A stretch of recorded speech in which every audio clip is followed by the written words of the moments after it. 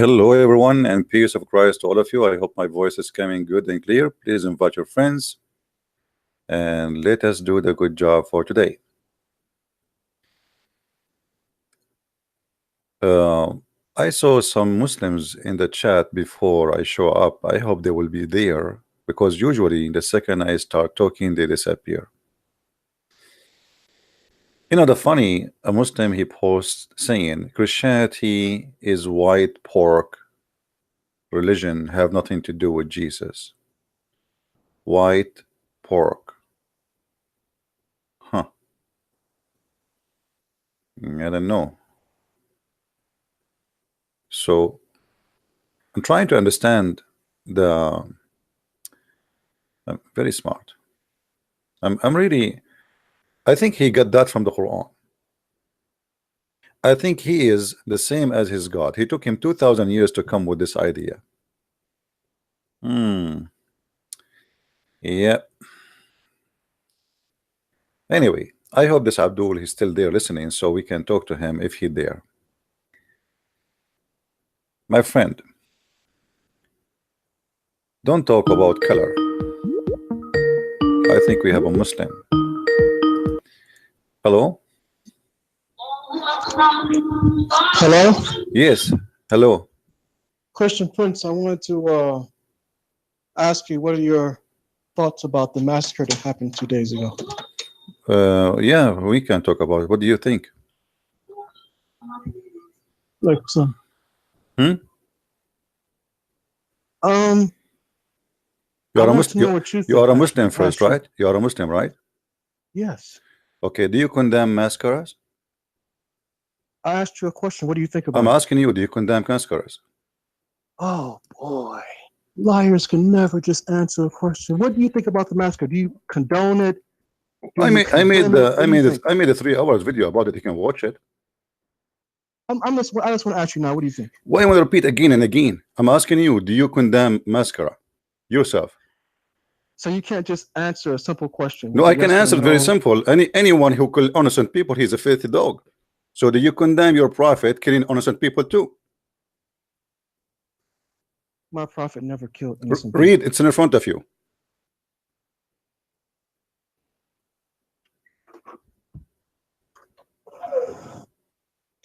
So you condemn it. That's all. Do you read it? No, don't run. Don't be a coward. Don't be a coward. Don't be a coward. Be a man. Your prophet is no better than this man. Actually, this man is better than him because he did not rape the women. He did not rape the children. He did not kill the men when they are watering their camels. So look at your prophet. How come? How dare you to say that I condemn this man only, but you don't condemn all terrorists?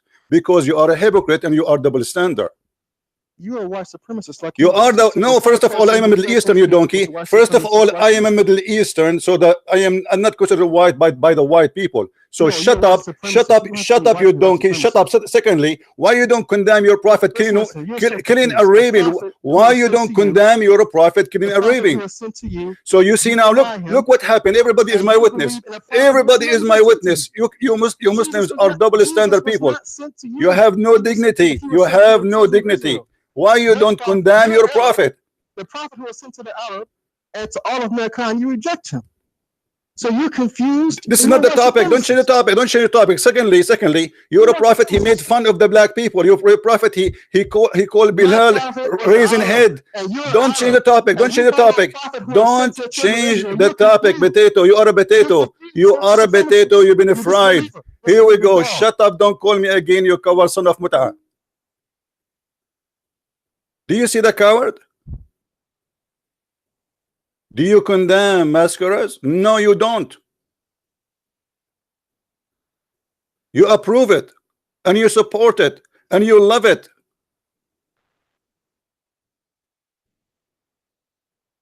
This is the truth.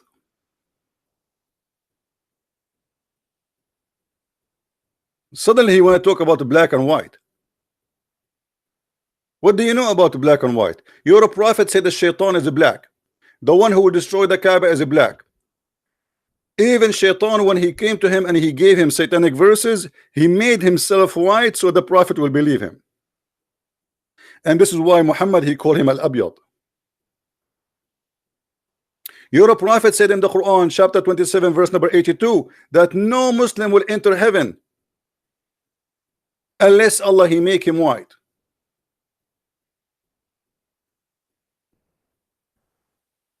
Do you condemn terrorism? Yes, we do. And this is why we are here condemning your prophet. And the coward, he will not read. That coward who killed those Muslims in the mosque, still he did not rape the women, which means he is, even though he is a cowardly criminal, but yet he did not do ugliness as much as Muhammad did. Muhammad did kill all the tribe. All the tribe, not 50, not 100. Thousands of men slaughtered in one day. And he captured all the women as they are goats. And he raped a woman, her name is Juria, in the same spot in the front of her family dying. Coward.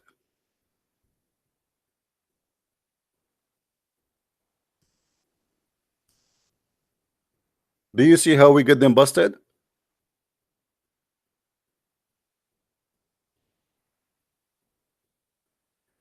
Is the mic clear, guys? Is my mic clear? A Muslim, he want to school us about terror. When he's a prophet, he said, I've been victorious by terror. So this guy, this guy who commit terror, the fact he is, you know, as he claimed, that because the Muslims are killing, attacking, and he supposedly, because he's a stupid, he decided to do something about it, which we don't agree. But the fact is, you are the one who is attacking and killing for the last how many centuries. And this guy, he went crazy because he said, look what they are doing. So for us, absolutely we don't agree with him. But because you are a shameful person, you don't want to say the truth. You don't want to say that it is you who go over the Christmas market and you go with your car and then the Muslim praise the killer. We did not see Muslims go in the street condemning going by a bus or go by a truck over Christmas people and killing women and children. Finally, there is a guy who is a crazy and they will make him a Christian now. Suddenly this guy became a Christian now for them. And suddenly he is a white person. Boko Haram is not white. Boko Haram raped thousands of Christian girls, kidnapped them from their family. Where is the Muslims going out in the street and condemning them? Nobody do. What is ISIS? What is Al-Qaeda? What is Al-Shabaab? You are organized crime religion. Organized crime, not only an individual. This guy is just a stupid individual. Your prophet is the head of a crime organization mafia. Read carefully with me. This is your books, not ours. Written by you, translated by you, printed by you, published by you, kept by heart by you because you are so proud about it. Your prophet, he was saying, I was victorious by terror.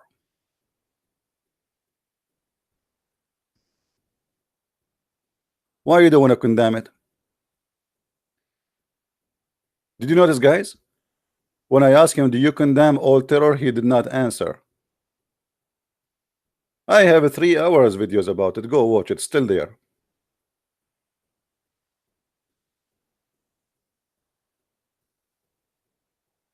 And from the first moment I said we don't accept any of the executions this guy he did. Even if the Muslim is doing terror or killing every day, we will not turn to be terrorists too. Otherwise killing everybody can kill. If I said actually in the video, I said if I was there and this guy he came inside the mosque shooting people, I will be the first to shoot him.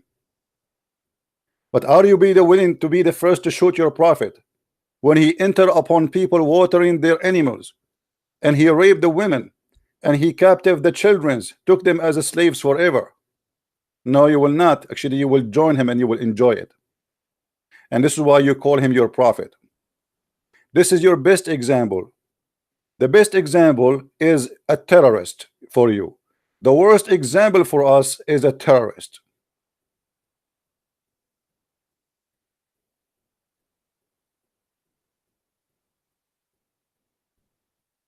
So, do you condemn Christian friends?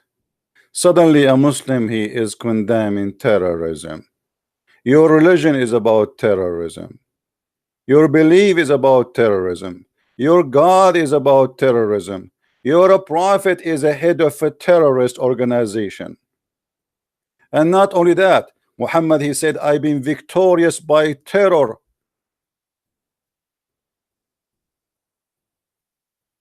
And not only that, he said that he terrified people from a distance of a month. Is that me lying? The prophet said, I've been victorious by terror for the distance of a 1 month journey. What does that mean? It's mean when people they hear that Muhammad is coming from a month journey, a month. Look how nice he is. He is the best terrorist ever in history. He is the most cute terrorist, to the point people they get terrified from a distance of a month. Is that me saying that? So you hypocrite, if you really truly refuse terrorism, you should refuse your prophet. But because you are a terrorist yourself, you don't have a problem to terrify people who they are not Muslims, right? But because those are Muslims, nobody have the right to terrify them. For us as a Christian, we condemn all killing. Doesn't matter who do it. To be Christian is to be Christ-like. Christ, he did not kill. To be Christian, to believe and to follow what Christ he said, love your enemy, not to go and take a gun and shoot people praying in the mosque. This is what you do. It's our churches are being burned. It's our cities are being burned. It's our daughters are being kidnapped. If you don't believe me, just type the word Boko Haram, type the word ISIS, type the word Al Qaeda, type the word Jaish Muhammad, the army of Muhammad. Type and type and type and see. Just type in the last 24 hours how many people killed in the name of Allah. Just in every 24 hours. How dare you?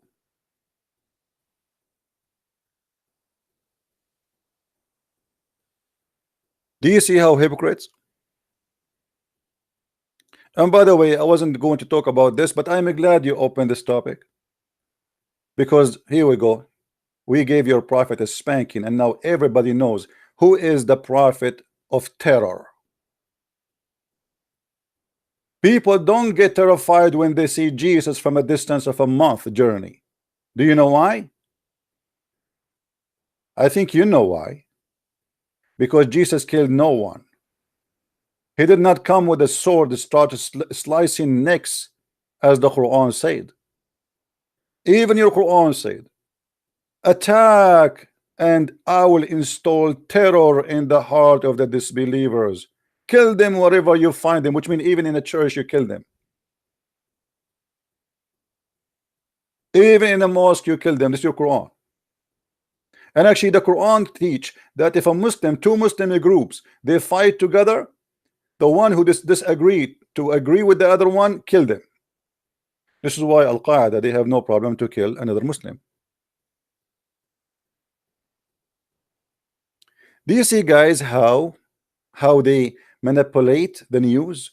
They make it to work for their benefit. Suddenly, okay, now we are the victim. Suddenly, you are not the victim. Those who they are killed there, they are the victims.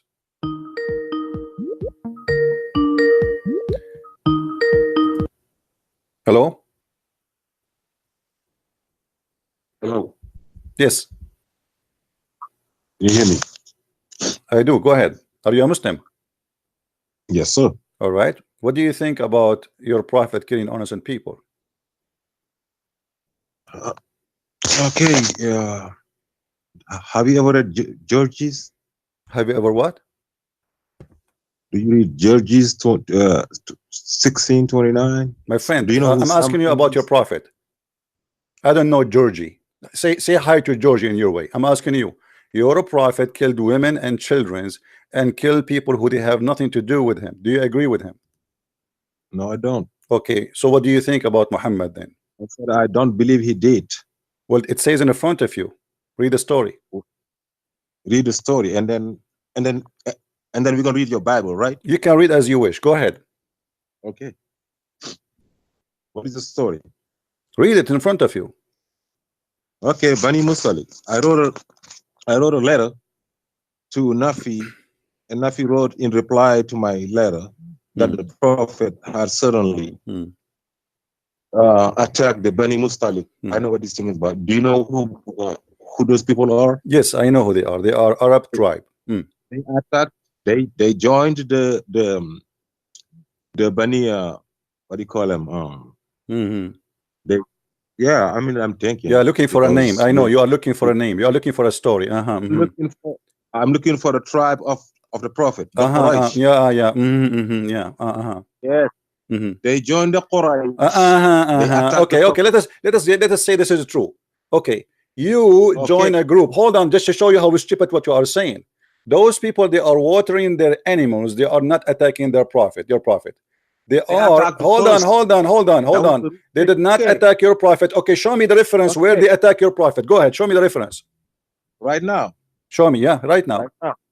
Look, what right next to you? No, I'm about to send it to you. Okay. I hope you're gonna put it up. We will put it up. And even if they attack as you claim, what is the excuse? What is the excuse? What is the excuse? What's the excuse? What kind of a cowardly man he is to attack people when they are unaware without warning? We're gonna see right here. We're gonna see what happens. Give me the reference. Give me the reference so we can laugh together. Okay, I'm about to. Okay. It's not a big deal.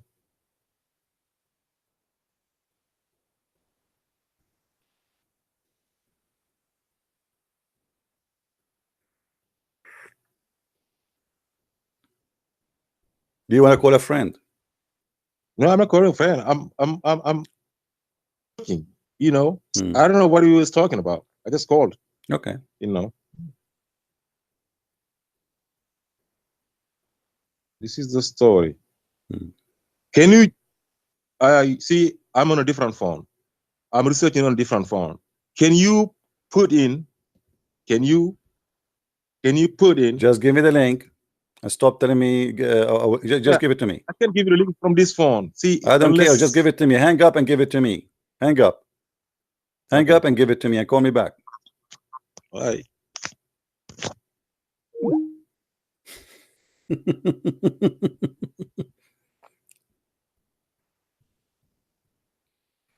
You know, I will go with his logic.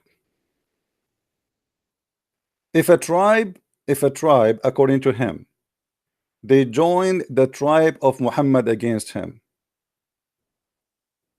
Have you ever heard of somebody attacking somebody when he is turning his back, unless he is a coward? That is an act of a thief. Even the cowboy, when two men they fight and they are criminals, the criminal will not shoot you unless you have a gun with you. He will not shoot you if you turn your back. He will take a gun. If you have two guns, he will give you one. Even in the old centuries, where people fight by the sword, honorable men, they don't shoot, or sorry, they don't injure a man who don't have a sword with him. They say to him, grab your sword. Grab your sword and fight. Your prophet is a cowardly man who attack people who they are unaware, and you can try as best as you can. Those people are obviously they are not fighting him, and if they are fighting him, what about you say, okay, I'm coming, hiding in the bushes for them until they are unaware, attacking them, and then he raped the women. took the children as slaves and killed all the men. All the men were killed.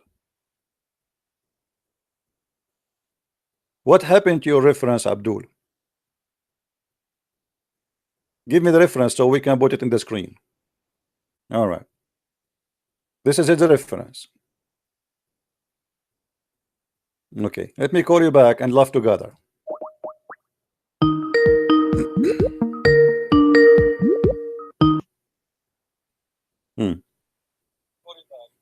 Read with me.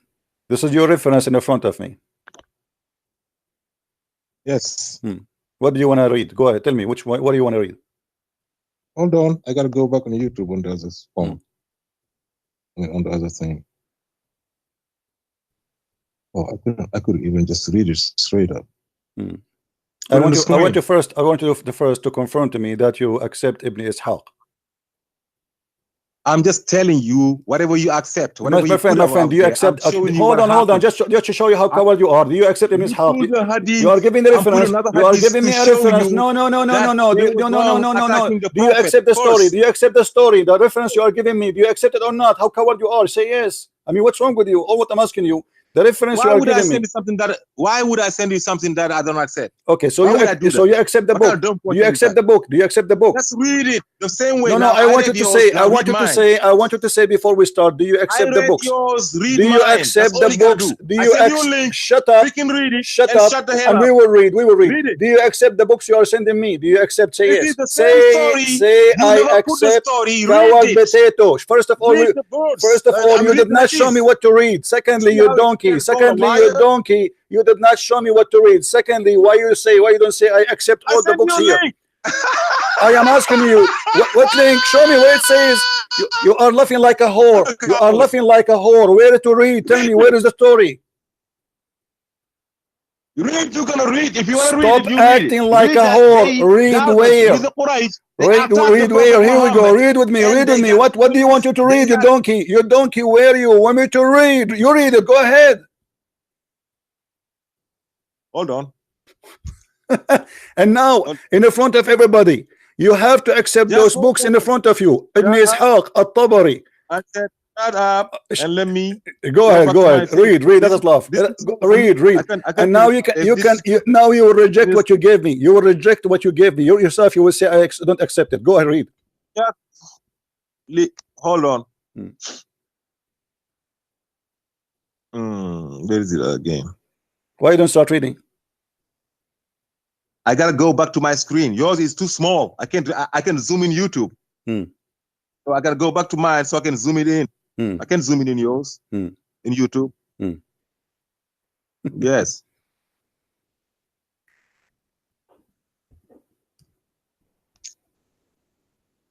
That's not a big deal. Just let me go back to my search and then.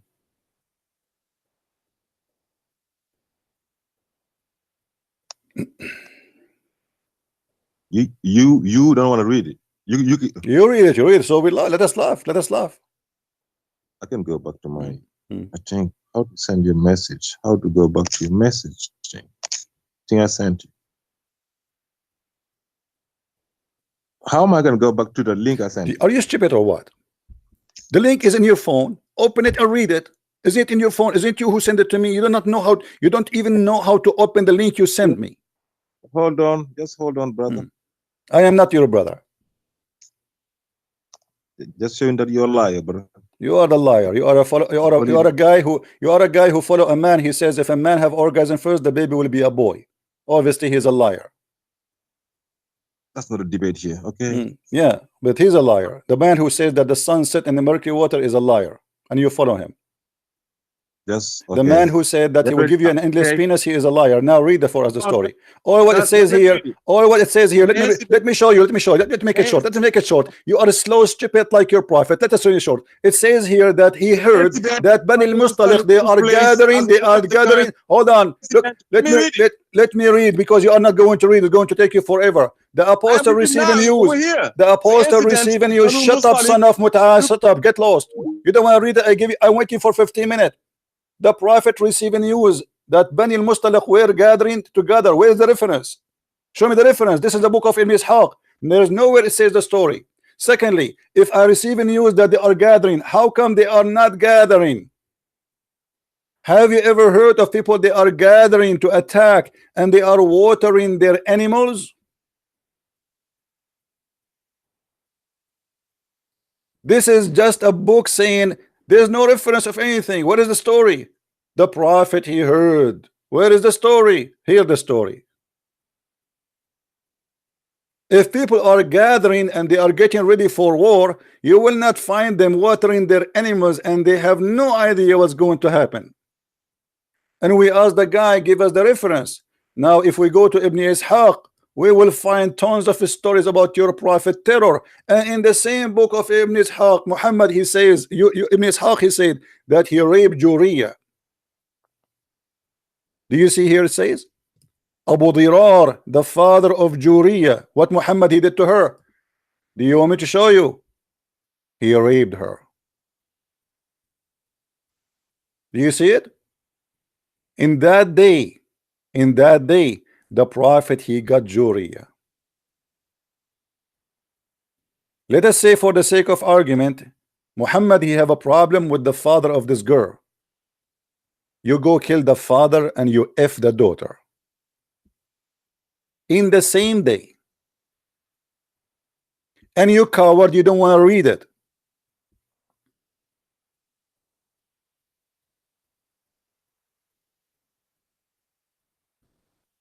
And after he killed all the men, he divide the children like goats. They never attack him. They never had war with him. And remember here, we are reading only the story side of the terrorist, which means those poor people are dead, they are gone. Muhammad he demolished them.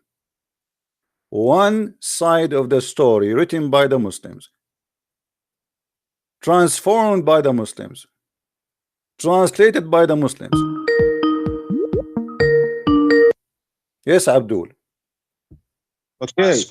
So okay. So out there, they was plotting.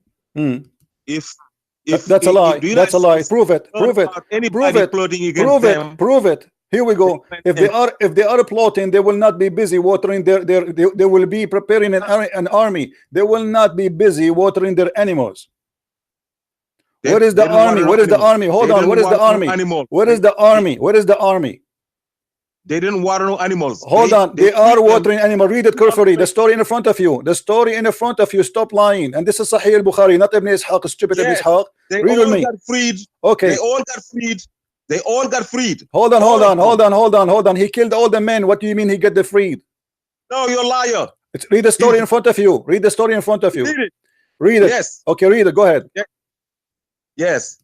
They're fighting. He said men were killed and their women, men were killed. They're fighting men. They're fighting men. Hold on, shut up. They're fighting. Hold on, hold on. They're fighting men. They were killed. They're fighting men. They're killed. Correct? Yes. Okay. So any man. Okay, hold on. So any man who tried to defend, they killed him. Correct. So who is left? All the men. They will defend. If you are a man, are you saying to me that there's men they don't defend? Okay. Okay. Hold on. It says here that they're fighting men. They were killed, and the women and the children they were captive. Muhammad he freed the men or he freed the captives later? Show the other hadith saying how many people was left was freed later. Show me. Go ahead. Okay, I will. And why Muhammad he freed them? Do you know why? Just don't move. Don't say anything. Let me do it. Don't stop lying, brother. You are the liar. Muhammad he heard that the uncles. Muhammad he heard that the uncles of this tribe are preparing to attack him for revenge. Is that true? Just the coward Muhammad, the shish kebab. Just please hold on. Let me send it to you so you can read it. So everybody knows. Everybody will see. Yeah.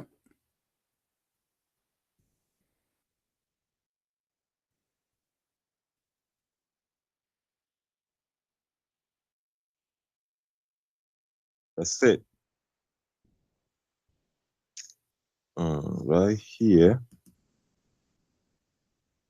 I will copy that. I will send it to Christian Liar. You are the liar, son of Muta. You prove it every day. Where is it at? Hmm. Okay, I gotta hang up to be able to send it to you. Okay, send it. Okay, hang up, please. Hang up. You don't know how to hang up too. The coward, he killed all the tribes, he kept the little children, and he took all the women. And then later he heard and he learned that the Arabian tribes, who they are relative to this tribe, they are getting ready to attack him back. Give me the link, give me the link, give me the link. So we'll put it in the screen. No, Abdul, give me the link so we'll put it in the screen and we will laugh at you. Don't give me a text. No, give me the link, give me the link, give me the link. Can you read it first? Give me the link, give me the link, give me the link so we can laugh. No, give me the link. Shut up. Give me the link. I will put it in the screen so people will laugh at you. Give me the link, coward. And I know you will not give the link.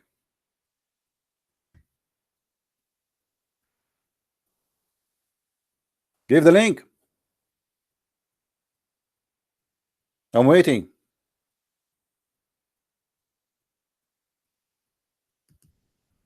Muhammad the filthy, to avoid revenge of the tribe who he slaughtered them, he told this woman, okay, you know what, I raped you, yes, I killed your tribe, yes, but what if I marry you and I release the rest of the slaves I took? And that is to avoid the revenge.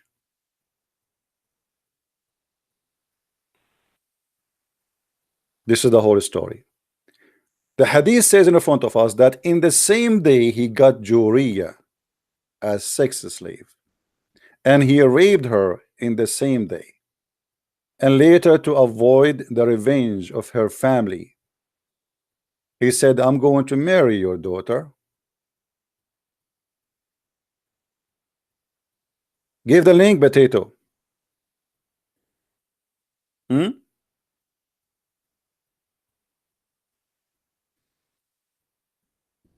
You see, as long as he will not give the link, let me show you what he posted for me in Skype. The reason he don't want to give the link because he's ashamed of it. Look, this is his post. Invasion of Bani al-Mustaliq. He's copying from Wikipedia, the donkey. It says, the family were taken as captive were 200. The family were taken as captives. 200 camels, 5,000 sheep, and a huge quantity of household goods were taken as booty. The household goods were sold on auction to the higher bidder.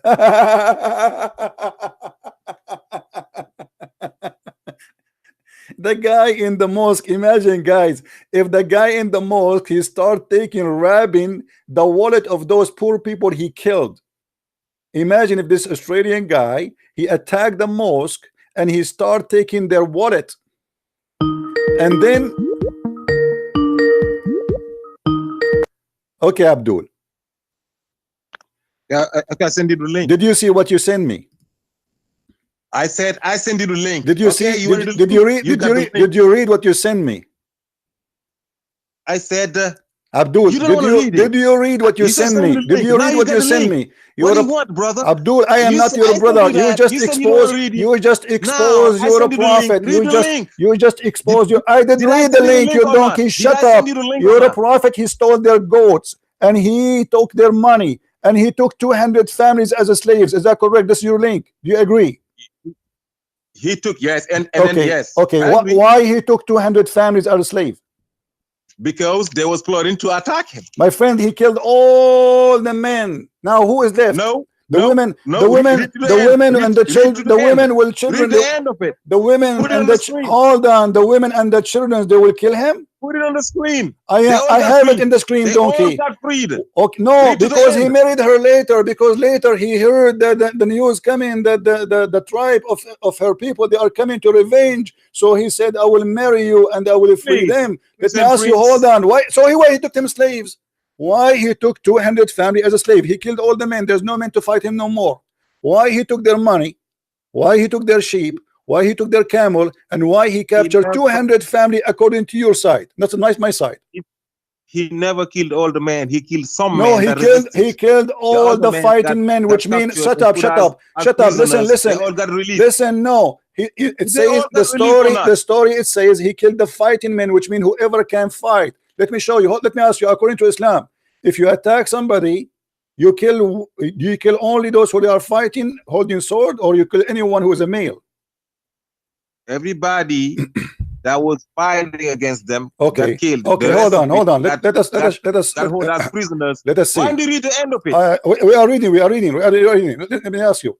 So if you're a prophet, if you're a prophet, attack a tribe, do he kill only the male who they are holding sword, or even children's? I said, did they all get freed or not?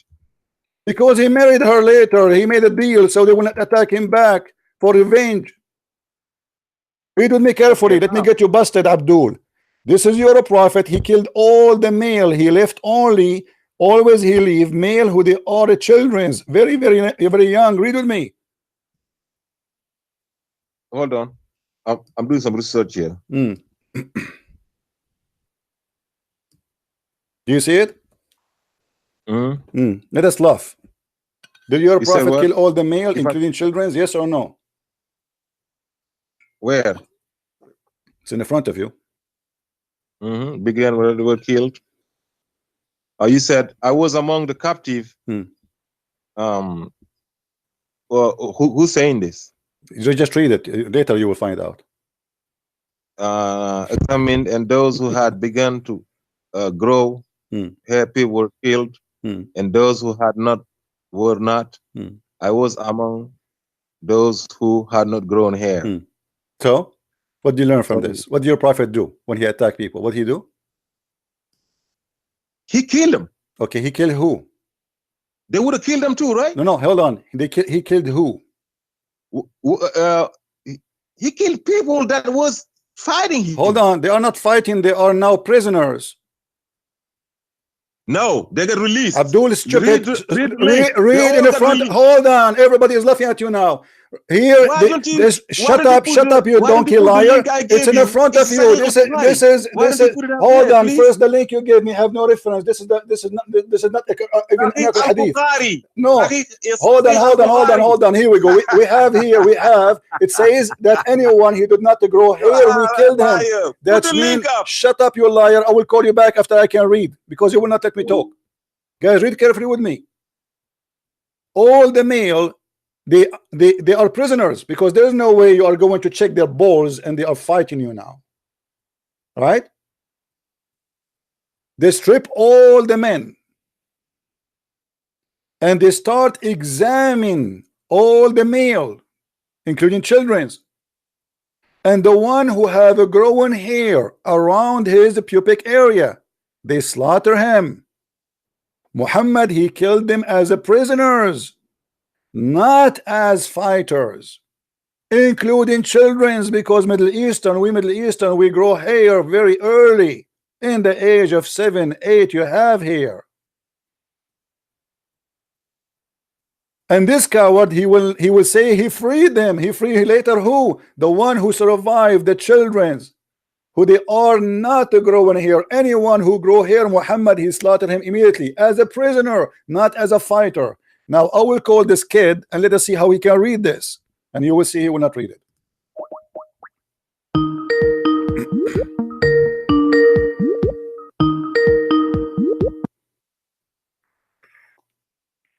So those are prisoners or not? What's that? Those are prisoners or they are not? They got all released. Why don't you read the story? Read the story in front of me. The one is killed now in front of us here in this story. He killed I them as a said that shut put up, the shut link. up, liar. I Don't give you tell a me. link. I give you a I'm link. asking you. Please So put now the he link killed. up, Okay, bro. so let us make it short. And He show killed that he everybody killed get released, please. all who grow hair around their private part. Do you agree? 200 people Do you got agree? released. Do you agree? 200 Do you people got agree? released. Do you agree? Who Show care? it. Who care? But he killed thousands. Who care? Now I'm asking Oh, you. so do you, Okay, so you're saying to me he your never prophet killed is a good. thousands. Okay, hold on, Did hold they on. get released So or you not? are saying to me your prophet, he killed thousands of them and he released 200. I said, did they get things or not? And why he released them? Because he married a woman. Is that correct? Is that correct? Hello? Yeah. Why he released them? Is that said because what? is that because he married the women? He released them. Why he released because them? they got Is that because he married the women? Why he released them? Is that because he married the women? I'm asking you. Did he release the left? Did he? Oh, so let us make it He straight. did marry, According to you, your He did prophet marry is a good. Juwairiya, Your fell in love prophet with is him. a good guy. Shut Juwairiya up, fell in shut love up, with you the idiot. prophet. Let me talk. You can't talk at And the the same prophet time. married her. According to you, he married the women after he raped her in the same day. He killed all her family, and then he released some You're of never who going to show left. where he said he raped her on the same day. It says in the, okay, Never. okay, It's here we from go. Christian faith. Okay, here we go. Here we go. It's in the front of us. Show me. Read it. Show me. Read it. Go ahead. Read it. Silence me. Ayo. It's in the front of you. What? It's in the front of you. What? It says وَأَصَابَ Where? يَوْمَئِذٍ جُورِيَّةً, and he F يَوْمَئِذٍ جُورِيَّةً, and he did F Juriya in the same day. Read it. No, they fighting. He said they was fighting man would look at him fight. He moving it. He moving it. He moving the translation. Stupid. It's in the front of you, brother. and he got in the same. This is your translation. You see the coward. You see the coward. Do you speak Arabic? I show it to you even in Arabic, but you don't know Arabic, right? You don't know Arabic, right? You do not know Arabic. Okay, so your prophet he F Juriya. Does it say? Did he say Mary Juriya? It says he F Juriya. Does it say answer? Does it say he F Juriya or he married Juriya? Did he marry her? On that day. In that day he married her. Ibn Umar hold him the above narration.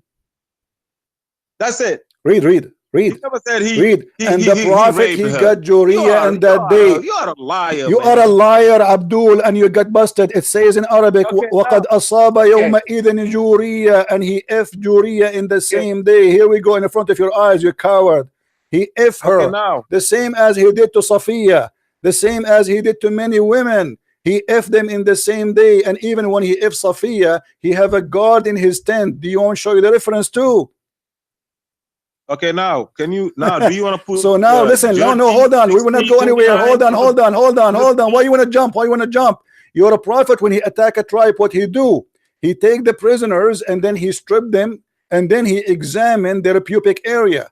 Any person who is growing little hair around his penis, he kill him. Is that correct? I'm telling you, he killed a man. This is not the question. This is not the question. Those are not. Stop being a liar. Those are the prisoners. Those are the prisoners. And even the Quran says so. Do you want to show you the Quran?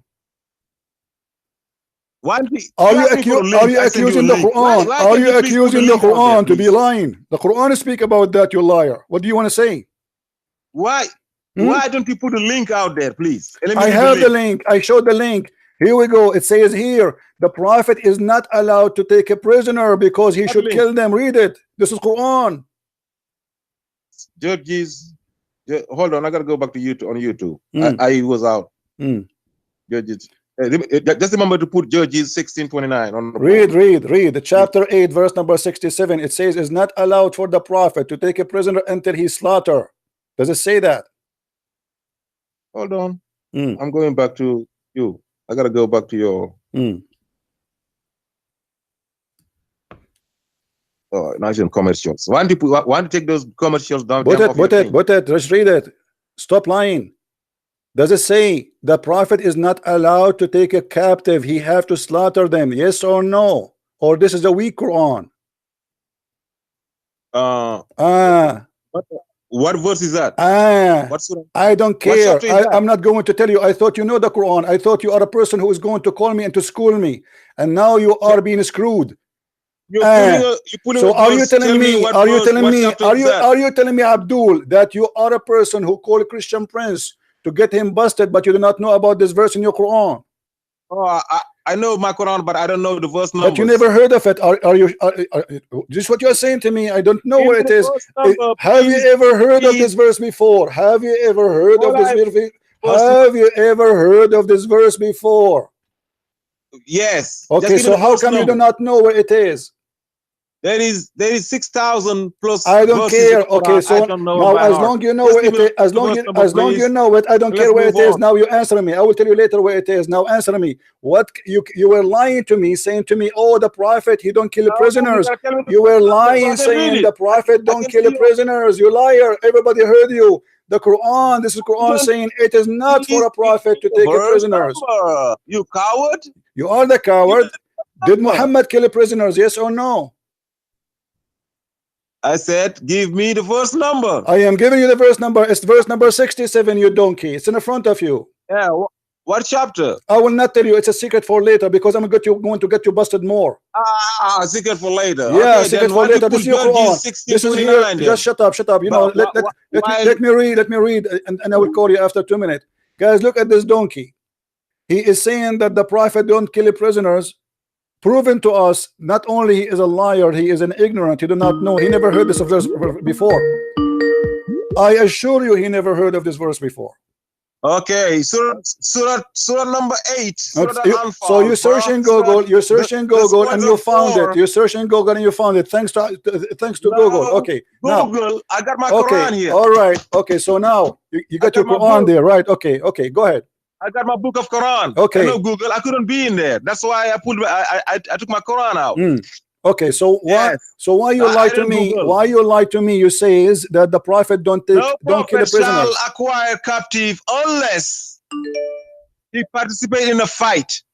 This is what it says. If you do not participate in a fight, you cannot be taken as captive. Do you want me to show you the interpretation? Listen, hold on, everybody, hold on a second. Hold on, potato.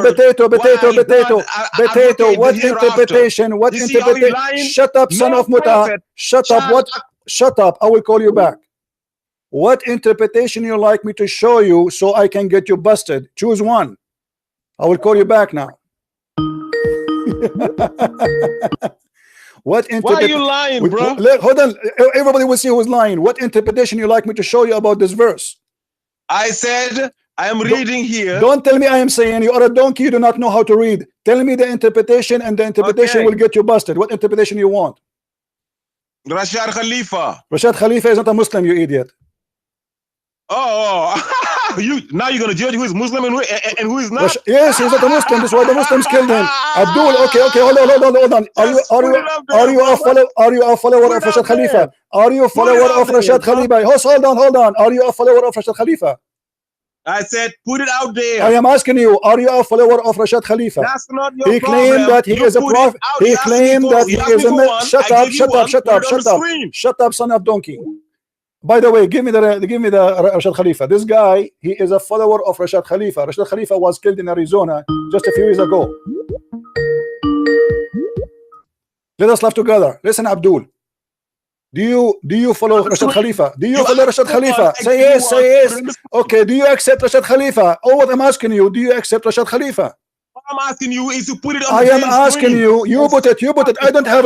Hold on, potato, son of Muta. Why you don't give it to me? I will put it in the screen.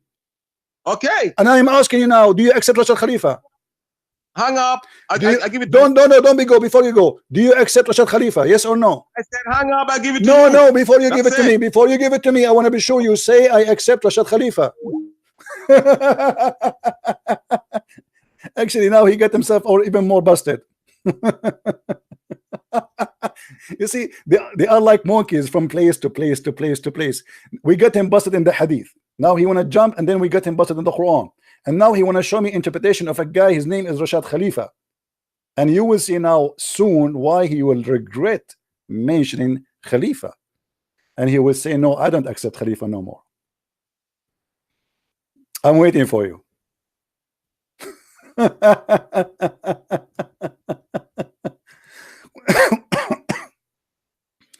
Rashad Khalifa, brother. Rashad Khalifa.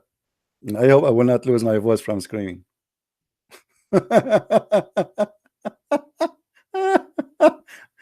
I mean, this is fun. This is really, really fun. Rashad Khalifa, huh? I will make you be sorry. Yeah. Do you know why he chose Rashad Khalifa?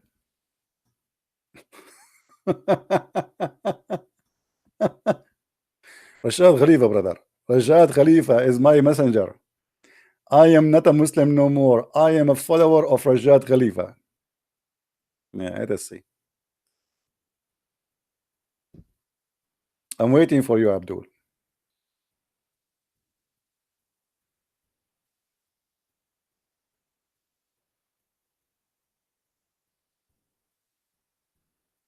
What happened?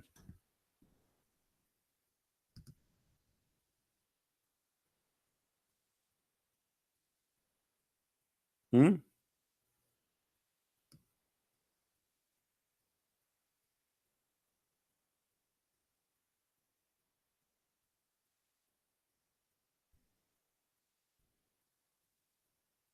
Coward.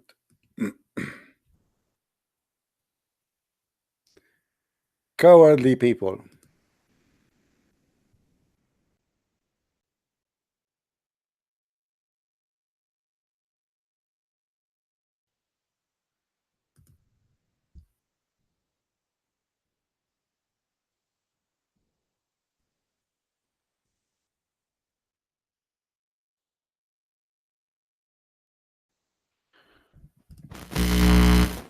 Oh boy.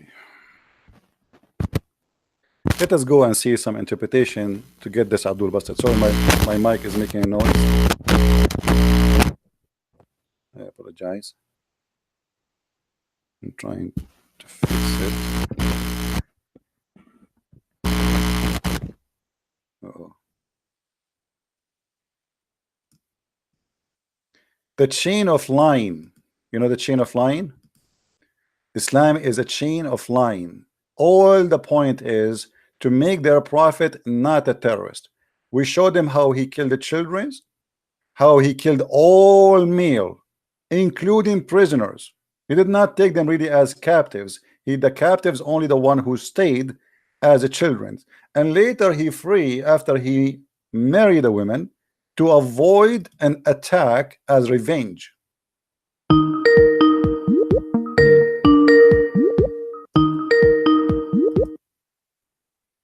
Yes, Abdul. Yeah, put a link out there. And let me read it. Before we read it, I want to ask you, please. Do you accept Rashad Khalifa? Say yes. You don't have to ask me shit. No. I will ask you shit. I will ask you shit. We are talking about shit. Before I show it, why you don't say why you don't say okay? Why you don't say I accept Rashad Khalifa? Say yes. Whether I'm a Ahmadi, I'm a Shia. I don't care. I don't care who you are. I am asking. No, you are not a Muslim. You are not a Muslim. You are not a Muslim. If you are a Muslim, okay, as long you are a Muslim, shut up, you donkey. We cannot talk in the same time. I am asking you, do you accept Rashad Khalifa? Yes or no? Do you accept Rashad Khalifa teaching? Do you accept Rashad Khalifa teaching? You donkey, when you show me Rashad Khalifa, that's mean you accept Rashad. Shut up, you donkey, son of Muta. You are a coward. He will not say. Do you know why? Because Rashad Khalifa, he claimed that he is the messenger of Allah. And not only that, Rashad Khalifa, he took verses from the Quran to prove that the Quran is corrupt, the Quran we have today. This is why this coward, he will not say, I accept Rashad Khalifa. Now here, this is the chapter you gave me, and everybody will love. Interpretation of Rashad Khalifa.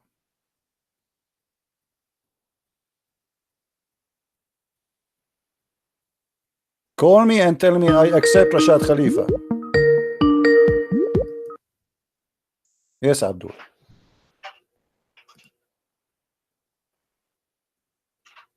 Hello. CP. Yes, Abdul. How you doing? I'm fine. Let me plug my headphones in. Give me 1 second. Can you hear me? I hear you. Now, what do you think about this guy? He said he sent me Rashad Khalifa. I don't know about that. All right. No, no, don't tell. No, that's let's not go to back to jump. the verse. Hey, Go come back, on. go back. Answer me. Be honest. Why I don't know? I mean, suddenly you do not know. You Muslim, you do not know. I'm asking you. What do you think about Rashad Khalifa? And by the way, the idiot, he sent me translation of Rashad Khalifa, not interpretation for the verse. What does he say? What's Rashad Khalifa say About chapter the 8, verse number 67. What do you does say he say about that about it? verse? What do you think about Rashad Khalifa first? Is he a Let's see, Muslim? hold on. Is he a Muslim? I don't know about his specific interpretation of that verse. He don't have interpretation. This guy, he's an idiot. He just made translation. This is not the Okay, let's question. go back to the verse then. What's your Okay, I'm asking you now. What do you think about Rashad Khalifa? I don't know. If you don't know, I will hang up on you. You are being No, a don't hang hypocrite up. now. Come on, let's talk about the verse. Okay, Come so on. Are you don't tell me I do not know. What do you think Are you about Rashad scared? Come on. Khalifa? What do you think about Rashad Why do Khalifa? you let's talk about the verse? Come on. Let's Okay, talk no about- problem. come on, We let's are talk talking about about Rashad Khalifa first. We have his No, Quran. come on. Why do you Do gotta you talk about accept the Rashad? topic? Do Stay you on accept? topic, man. Why Muslim? Just- They brought for me Rashad Khalifa. Now they don't want to talk about Rashad No, let's Khalifa. talk about the Prophet Muhammad. We are Let's talking talk about Muhammad in the same time. Do you accept Rashad Khalifa? Either you say yes or you say no. I don't accept No, him. I don't. I don't. You I don't. Why don't? Okay. Why you don't? Because I only accept authentic. Why he's not Interpretations. authentic? Why he's not authentic? Because there's some people who accept him and some people don't. But Okay, everybody is he a accepts Muslim for you? him. He I claimed to guess be a that's messenger between of him- That's Allah. between him and Allah subhanahu wa ta'ala. No, he He's claimed not to be a no. messenger of Allah. Is he a No, Muslim? No. I don't accept that. No. Okay, so he is a false Muslim, correct? I can't say I'm not Allah subhanahu wa ta'ala. Okay, you are not Allah subhanahu wa ta'ala. Okay, so your brother, he is trying to fool us saying Rashad Khalifa. Now, we go to the verse, no problem. Okay. The verse in the front of us, chapter 8, verse number 67. What do you say about it? All right, let me. I'm going over to YouTube.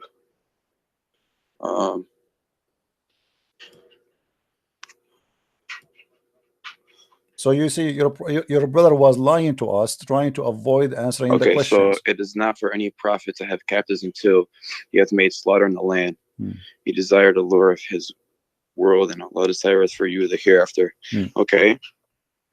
What is this verse about?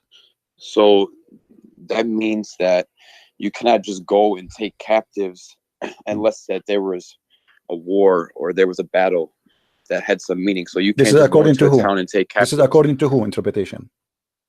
We'll look at the verse. The I'm verse asking says you, is that cannot take according? Okay, captives I will unless give you three there was a options. You tell battle. me. I will give three options. Is that according to the grocery store guy, or falafel store guy, or Ibn Kathir, or Al-Qurtubi, or Look, Al-Tabari? it is not for any prophet. Okay, my friend, don't tell me. Yes, Suddenly you became an expert. I'm asking you. This is according to who? The meaning you give me. No, I'm not giving you me. I'm just Okay, reading the verse. so no, you are not reading the verse because it doesn't say what you are saying. It says it's not for any prophet to have captives unless he has made a slaughter. So you Yes. have to make a slaughter, not go to fight. You have to slaughter. Right. Do you see the word slaughter? Yes. Okay, so you have to slaughter, not to take captives. What the verse saying? Why would they slaughter? Because he don't want to have captives. He want to slaughter them. This is what the verse saying. No. Okay, After, okay, unless hold you on. make slaughter. Okay, my friend. Look in, Let us like let us an- let us not an waste our example let like us in the not to Bible. waste our time. Let us not to waste our time and your time. No. Look, Numbers 31. Don't tell me look. Moses Don't leads tell me 12,000. look. Don't tell me look. This is Why? this is a It's the Jalalain. same thing in the Bible. Do you accept a CP. Jalalain? Do you accept a CP, Jalalain? It's the same thing in the Bible. Do you accept a CP. Jalalain? You're gonna hang up. Do on you me. accept a Jalalain? Give me any interpretation. Do you accept a Give me. Jalalain? Okay, it's in front of Yeah. you. I had to close YouTube because it skips forward. I can't hear. It Hmm. skips. So you read it. Read it.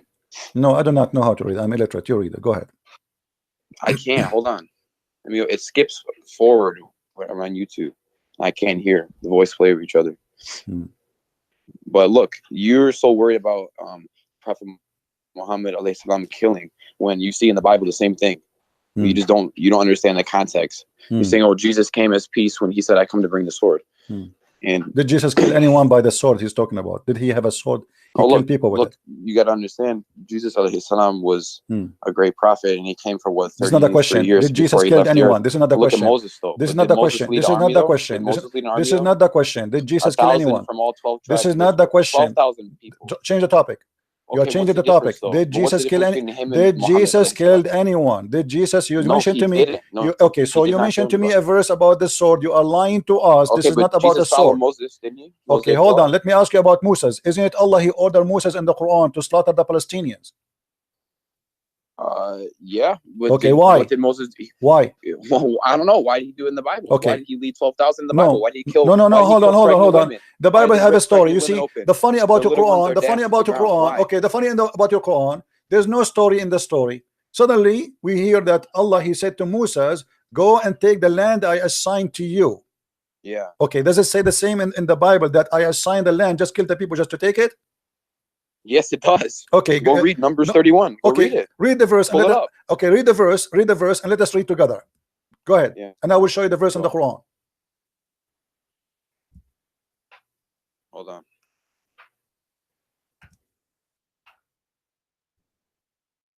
Behind one second. Add.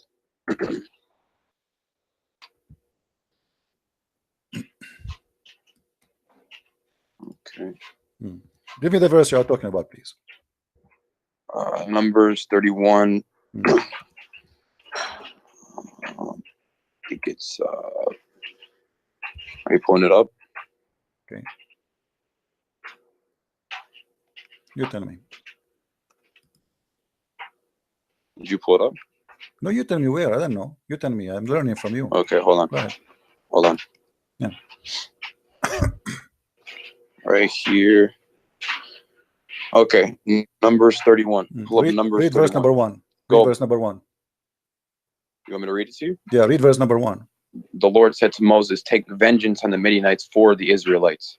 After that, you'll be gathered to your people." Because so of what they did. Because of what they did. Okay. Okay, so so they are attacking them that? first. Hold on, you see here the line. You see here the line in the Quran. The I story. didn't even say anything. The Quran is a different story. So don't okay, mention. let's read what happened. No. You said it's the same. You said it's the same. It's not the same. Go to verse number 7. Okay, yep, hold on. Because of what they did to the Israeli. What they did to the Israeli. Okay, good. They were mean. What? No, they are mean only. Moses. Okay. Moses didn't turn. My friend, hold on. Okay, so let us make it straight. Moses is a person who came and he told them that God told me eye for an eye. Is that true? Yeah. Okay. Yes. Now Muhammad is attacking people who did not attack him. Is that true? I would say that's not true. Are you sure? I'm sure. Okay, when you're a prophet, he sent a letter to the can we finish the verse? Hold on. We'll Yeah. Okay, you see, first of all, why we are jumping here and there all over? Why we don't? You're jumping now. Why you don't want to 7. read? Okay, why you don't want to read the interpretation? Read the interpretation. The verse we are I will talking about. in 1 second. You call me to read the interpretation, and you are refusing. Why? Come on, I'm not refusing. Okay, read it. This is Tafsir al-Jalalain. This is Tafsir al-Jalalain in front of us. Go ahead. Okay. Hold on. A minute behind now. I was on Google. Okay. Following was revealed when they ransomed those taken captive. Father, it is not for a prophet to have until he has made slaughter in the land, fighting disbelievers. You desire to transmit things. Okay. So both of you and the one who called before you. Hold on. Let me make my comment. Yeah. So both of you, the one who called before you and you were lying to us about the meaning of the verse. How did I lie? What did I say? Because you said it's not for a prophet to take captives until he go in a fight. But this is what the verse is saying. The verse saying that you should not accept them to be captives. You have to slaughter them. You should not take them a captive and later you exchange them for ransom. Set them free. What's set them free here? It says he refused to set them free. People, they are asking, Afterward. we can listen. It's in front of you. People, they say, okay, we can ask for ransom. The Muslim, they said to Muhammad, we can ask for ransom for those captives. Muhammad, he said, no, we kill them. And he gave a verse to himself from Allah. And set them free afterward, either by grace. Where he freed them? Where it says, read, my friend, read with me carefully. Yeah. It says here this is abrogated, later abrogated, because Muhammad, when he need money, he don't slaughter, and when he do not need money, no, he needs to spread the word of no. He says no. Hold on, and he freed them afterward with the grace or by ransom. Do you see it? Yeah. Okay, so your prophet is the same as ISIS. He asked for ransom when he need money. No, by grace. Okay, hold on. Okay, yeah, by grace, because if they convert to Islam. Yeah. Okay, thank you very much. So you're a So if the prophet. Lord wants to be worshipped, Hold you on, think hold the on. Lord wants Okay, pagans? so No. but the So how verse the the message verse in go? the front Show me of in the us Bible. says that you're a prophet says that Allah ordered him to kill all the captives. Yes or no? In this particular situation, hold on.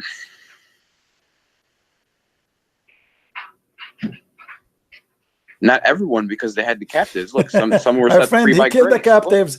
This is what it says. He don't want to take the Muslim. They are saying we can make money from this. Muhammad, he said to them, Muhammad always he used Allah as a puppet. When he wants something to happen to No. silence them, this is what happened. So the Muslims, they used to capture people and then release them for ransom. It's a great business. So now Muhammad, he is afraid if he release them now and he do not need Yeah. money. Why am I going to free them? Those are my enemy. Let me kill them all. So he killed them all. Where does it say he killed them all? It says it's not allowed for a prophet to release for the sake of ransom. He have to make a slaughter. Read carefully with me. I don't know. It's not allowed for him to take captives.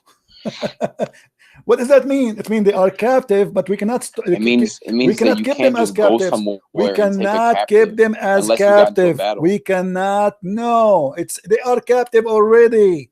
It says the following What do you was mean? revealed. Read, my friend. Read. When they ransomed those taken captive. Do you see they are already captive? So when they ransomed those who they are taking captive at Badr, it is not for any prophet to have to take ransom until he slaughter. It's not time for ransom now. Now it's time to slaughter only. So we slaughter them all.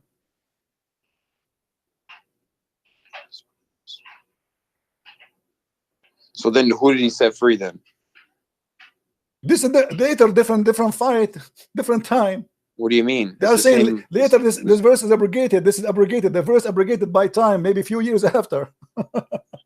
Abrogated. What do you mean? What do you My mean? friend, How's it it abrogated? says, He set hold some on. free. It says the Almighty God abrogated by his words, and he set them free either by grace or ransom. And he said to you, 474, question 7. So quotation So he got 474. money and So set them free. later, oh my friend, later there's verses came because Muhammad he changed his religion depend in the situation. And he claimed always that Allah he changed rules, right? So now it says it clearly. What about we show you Ibn Abbas? I mean, why Muslims are going in denial? It's not for any prophet, not a proper for any prophet to have captive. Do you see it? Yeah. Okay. From among the disbelievers until he has made the slaughters. So until he conquered the land. So conquering the land is have to happen by slaughter, not by taking captive. Yeah, look, until he conquers in the land by means of fighting. Read. Okay. And then it says, so, and you desire, which means, look, you desire to lure for this world by taking ransom from a prisoners. Okay. This is what the Muslim desire. They desire to take ransom. Muhammad don't agree. Okay, can I ask you something? Am Go I ahead. wrong? Okay. It says here, until he conquers in the land by means of fighting. So when you fight, it's one against someone else. It means someone's fighting you, you fight someone. So until that happens, you can't take any captives. Meaning I can't just go somewhere in a town that's innocent and go take innocent captives. That's a lie, my friend. Someone's gonna fight me. That's my friend. That's my friend. That's my friend. That's a lie. They are already captive. They are already captive. My friend, why you don't read? Are you blind? It says clearly. It is not a proper. It's not a proper for a prophet. For a prophet to have captives from among the disbelievers until he had legislator, until he conquer in the land by the means fighting. He desire to lure in the Lord by taking ransom for prisoners of Badr. They are prisoners of Badr. This is about specifically about the prisoners who already they are prisoners. They are prisoner of what? Of the battle of Badr. Muhammad saying to them, we are not going to accept them to be captives. We have to slaughter them. You want ransom? I don't want ransom. And he gave them this verse.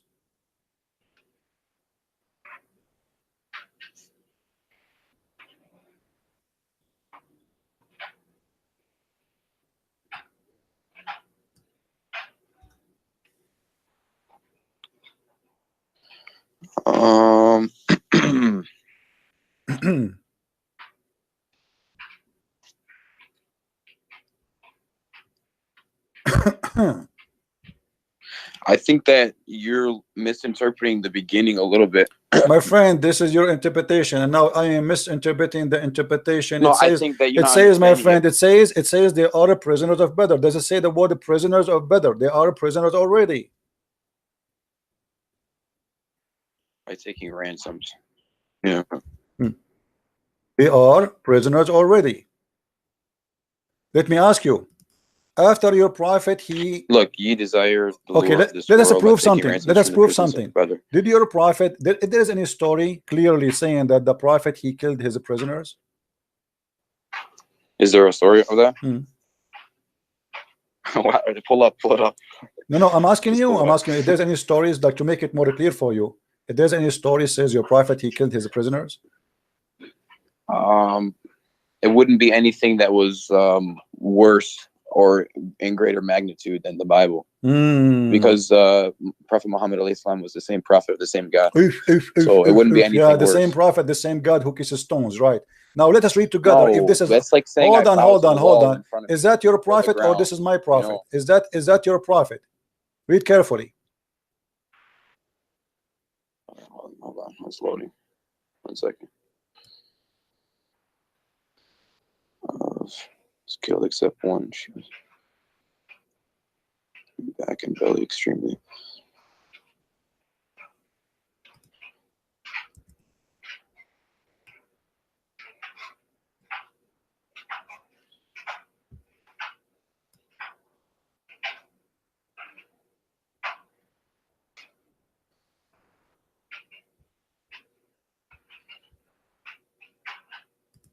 I did a new act, she said.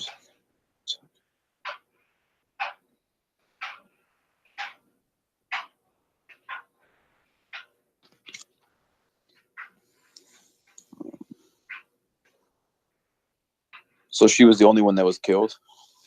This is another question. No, I'm asking you. I don't know. I'm asking you, are they prisoners and he was slaughtering them? She was killed. This is another question. I'm not talking even about her now. I'm not even even talking about her. Was he slaughtering I'm learning his too, man. was he slaughtering the prisoners one by one? Everyone else besides the women, yeah, because that was okay. So they are prisoners and he was slaughtering them one by one, and this poor woman, she was watching her tribe being slaughtered and she went crazy. Why you're a prophet he slaughters the prisoners? You just said to me that it is not true the prophet he slaughtered prisoners. well, what time was this revealed around? I don't care. This is come on. Let's no, be honest. Depends, you see, I'm look, trying to find. I'm trying to find an honest Muslim when he speaks to me. Find the same thing. Okay, Sometimes hold on. we don't understand it. We see killing. Don't tell me understand. Don't tell me understand. They are prisoners of war. If you look in the Bible, hold on. Okay, no, okay, you can show me from the Bible as much as you wish. Show me where the prisoner. You don't let me. No, you asked me to read number. I showed you that you are wrong in number. It says no, due to them. Didn't finish reading it to you. It says okay. It says due to them as they did to you. But let me read it, though. Hold Can I on. read it? The Jews, in the first verse it says that. In the first verse it says that, because my you'll friend. never find Quran. Yeah. You'll never find any hold hadith on. like this in the Don't Bible. change it. You are, all what Never. I'm saying, you are trying to change the topic. This I'm is not. the whole. I'm telling you yes, the same thing. This is the no. They're it's not the same. worse No, in it's the not Bible. the It's same worse. thing. It is You'll not. never find this, my friend. Okay, then I'll read this, and you pull up a verse from the Prophet Muhammad. My friend, hold on. Why? Let me read this, and then you pull me a verse up. You can read as many as you wish. Okay, then let me read it now.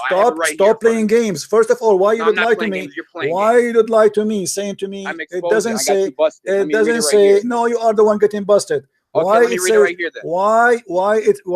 Why you said he did not kill the prisoners? Why did lie to us? He did kill prisoners, just as Prophet Muhammad did. So now he did. So now, okay. So now he agreed he did. Okay, why he killed this woman? Why he killed this woman? He killed one woman. Why he killed her? I don't know. Let's read. For she is laughing. They fought against Midian. So according to Islam, if somebody is laughing, you kill him. If she is a woman. No, that's not what happened. So this what happened. Read it. No, it's not how you're taking it. You tell me how it is. No, you tell me. No, you tell me. Okay, you tell me what happened. You tell me what happened. Okay, let me go back to it 1 second. And I got this verse in front of me. You're gonna let me read it after or no? You can read as many as you wish. I know I can't. You don't let me. Okay, well, my friend, why you don't want to tell me why he killed? Okay. So first of all, we read no woman was killed. Okay, so no woman besides this one. Let's read why she was killed. She was laughing, right? She was talking and laughing. She was laughing while her people were being killed, and you're acting like she was in terror. What was she laughing about? Because her family are being killed. She went mad. She's laughing. It's funny. She went mad. Obviously, she is in drama. Or was she crazy? Was she a crazy woman? Okay, so you are saying know? to me, if somebody is a crazy, if a woman she is a crazy, this is the mercy of the Prophet. He killed her because she's a crazy now. Well, I don't know what was happening, but she I was am laughing, asking you, so my she friend. clearly didn't care about what was happening. No. You see, you are trying to avoid. I'm not avoiding. Okay, so why he killed her? I'm asking you why he killed her. Why he killed her? What she did? Okay. A man called her name. Where is so and so? She said.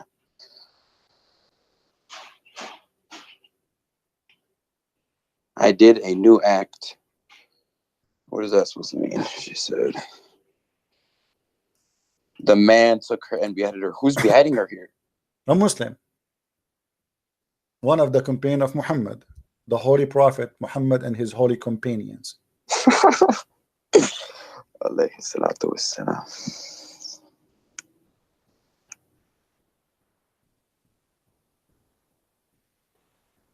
I did a new act. Yeah, he beheaded her, but I don't know what I did a new act. I'm stuck there. What does that mean? She's going. Imagine, my friend. Imagine, God forbid, somebody is killing all your family in front of your sister. Isn't she going to go crazy? My family are not like those people, though. Oh, your family are honorable people. Well, I'm just saying this. They're not like those people. Why they are not? Why they are not? They are not a human. So your family are a human. No, those are animals. I'm not saying that those people are not human. So what do you mean? So what do you mean? She is a Jewish woman. She worship God. No, she wasn't Jewish. Those are Jewish. Don't you see? It says Bani Qurayza. Yeah. Okay, Bani Qurayza are not Jewish now. Since when? Okay. Well, this one woman, whatever happened with her, she was killed. Okay, based on they this, only killed one woman there. Based on Islam. Based on Islam, should Muhammad be killed for this crime? For Muhammad should be killed for this crime? No. Why?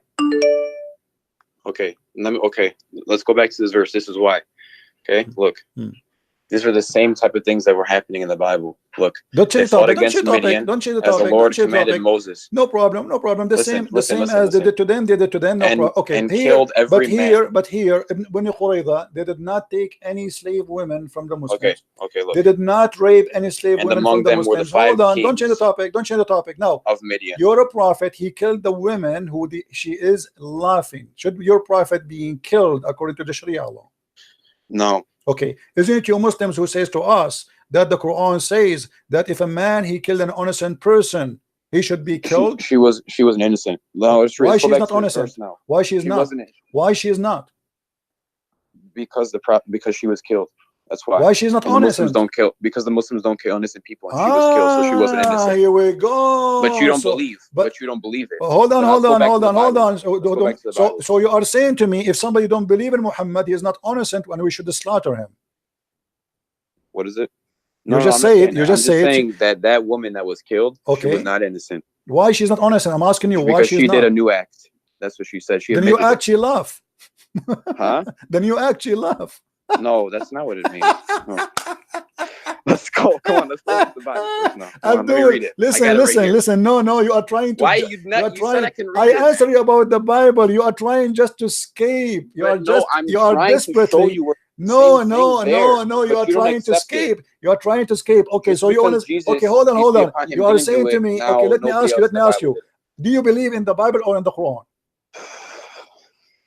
Of course, I believe in the Bible, but I don't believe in the man-made parts of the Bible. No. Okay, no. I want to ask you. Be honest with me. Either you say I believe in the whole Bible, or you say I don't. Either the Bible is not accepted or accepted. Do you accept the Bible? That's not true. There's some parts in the Bible where you can clearly see that it came from the Lord. Okay, hold on.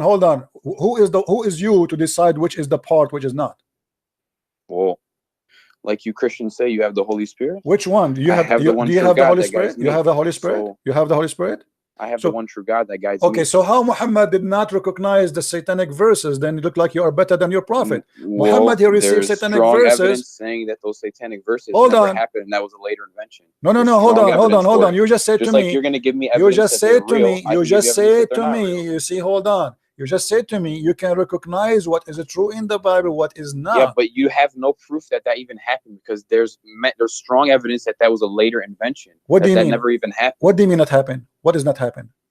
Those verses. I know what you're talking about. So the Strong Quran is evidence lying? to say they So never the, even so happened. the Quran lying? Huh? So the Quran is lying? No, it's not. How come? The Quran is saying Allah will delete what shaitan he throw. If shaitan he throw nothing, Allah will delete what? Wait, say it. What? Allah said. Oh, what are you talking about? I'm sorry. I thought You said to me that this is nothing. The satanic verses never happened. So Allah will delete something never happened. Pull it up on the screen. It's in the screen. Okay, hold on. I'm going to it now. I'm behind. I was on Google. I'm sorry. Hold on. Messenger of God with you, but when he recited.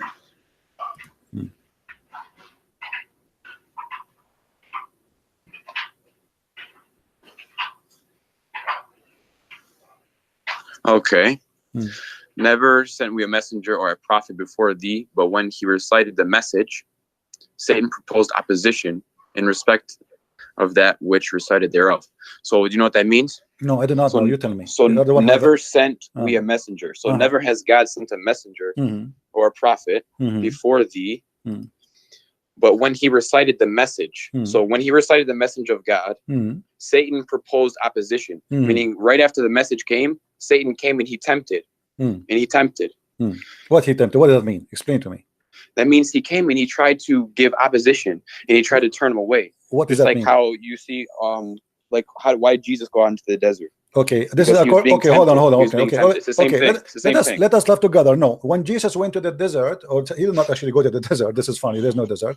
When Jesus he did fasting, right? Shaitan he tried to tempt him, but he failed. Here he was successful. Yeah. Because Shaitan, Allah saying, I will take what Shaitan did. Correct? I will take it from where? I will take it from the Quran. No, he abolishes that which abolish it from where? Abolish it from where? Abolish it. That means the power of Allah is stronger than Satan. Abolish it from where? From his temptation. So like every time. That's not true. That's not true. Okay, explain message, to me what happened exactly. The temptation you are talking about. Tell me the story right now. Hold on. Tell me the story. Okay, this is the story. I'll give you an example. Okay. Okay. Just like okay, look at the golden calf. Look at the story of the golden calf. So the people made the golden calf, and was that around the time? Was that 10 Commandments or was that Abraham? I'm sorry.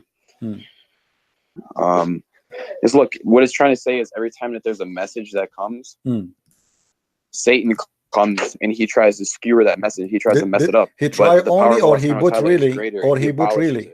Did he really put, or he tried only? Huh? Was he successful to put in the mouth of Muhammad? No, Did Muhammad speak? Of course not. Okay, read with me. This is Tafsir al-Jalalain, please. Okay, hold on. Yeah. Okay. Okay.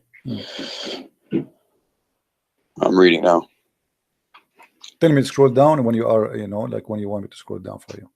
Okay. Is the whole writing showing or not all? Yeah, it is until subsequently at the bottom. Now it's so I'll let you know. I fix it. Go ahead. It's not been commanded.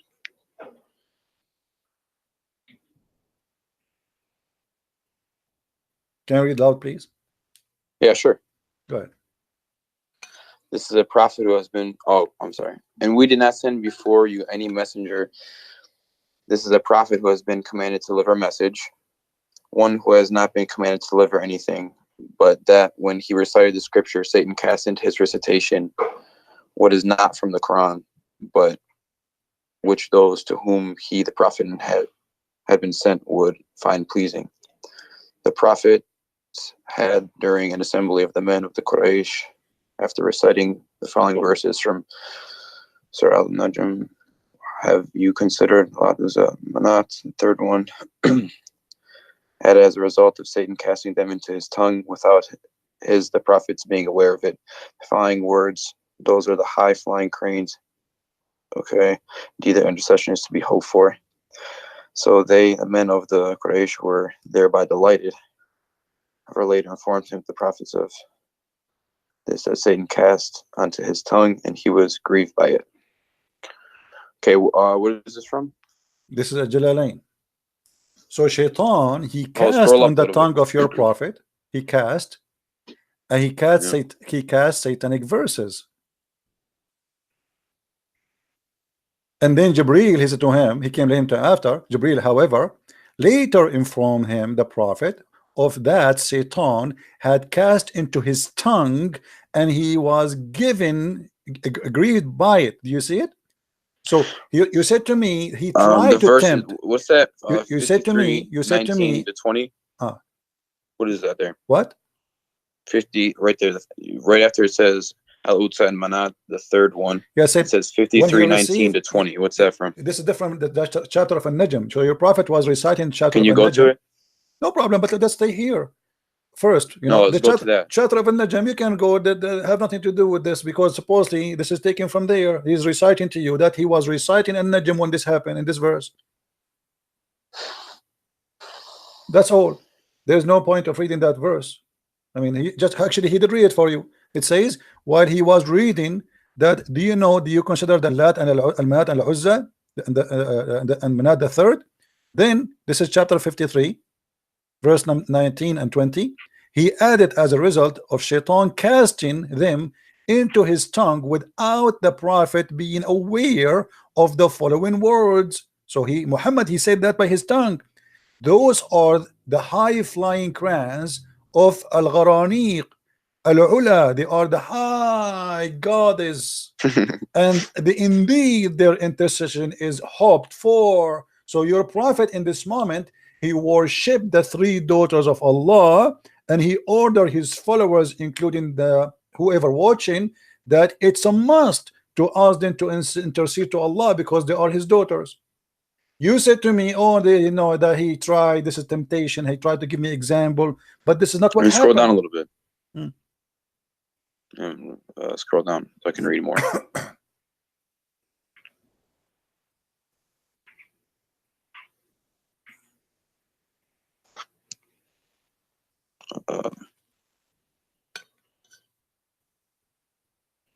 Okay.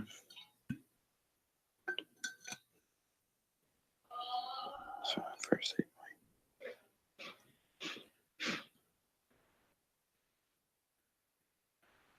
and by the way, just to show you how the Muslim they lie, I'm not talking about you now. The Ibn Kathir in Arabic is totally different from Ibn Kathir in English. They took the whole story off. If I show you right now Ibn Kathir in Arabic for the same story, you will see how the Muslims in the translation into English, they deleted the whole story. It's not there. So now what do you say, my friend? Did your prophet receive satanic verses and he did not notice? What is this? What is this? Can you go up to the top? Don't go down so I can read more. Go up to the top. What is this? This is Tafsir al-Jalalain. This is the official government website of the Kingdom of Jordan, and not my website. Here, if you go down, it says this is a translation of Firas Hamza, Tafsir al-Jalalain, by the Royal of Ahl al-Bayt Institute, which means that the family of Muhammad Institute of the Islamic Thought, Amman, Jordan. All right. This is an official Islamic government website. Now, as you see here, your prophet received satanic verses, and now here we want to ask you a question. As long we came to the conclusion that this is really what happened, how we can trust Muhammad that he is not a satanic prophet?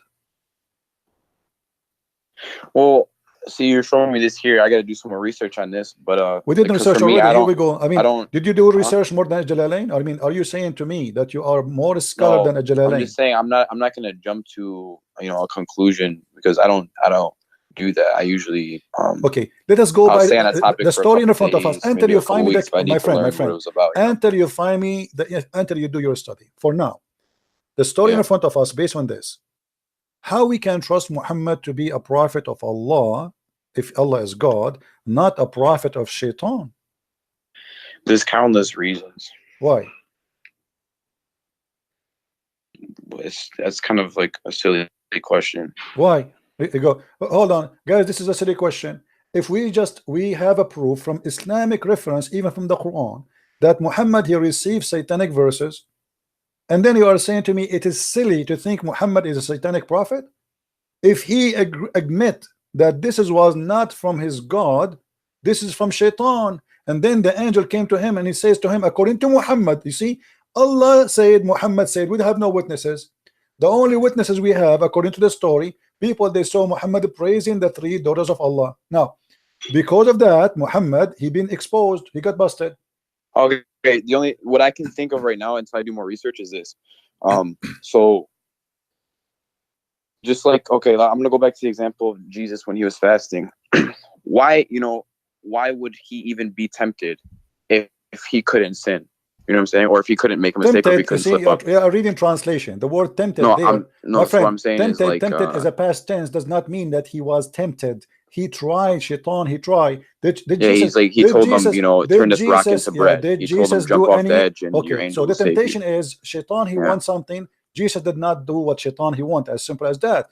Here, you're a prophet. He did what Shaitan want. No, what I'm trying to say is, hold on, my friend. Because Shaitan the prophet, hold on. Here, you see that the danger here is not only Shaitan, he did not tempt Muhammad.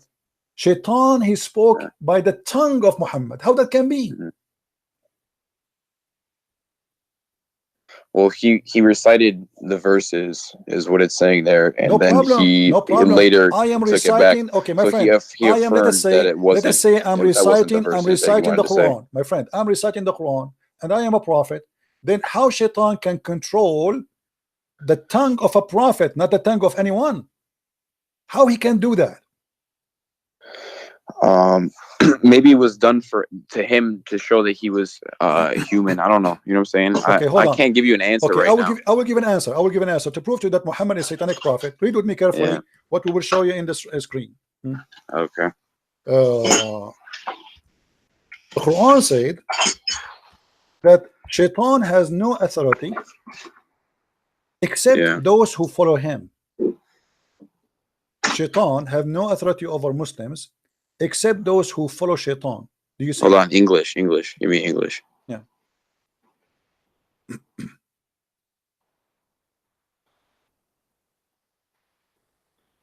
Okay.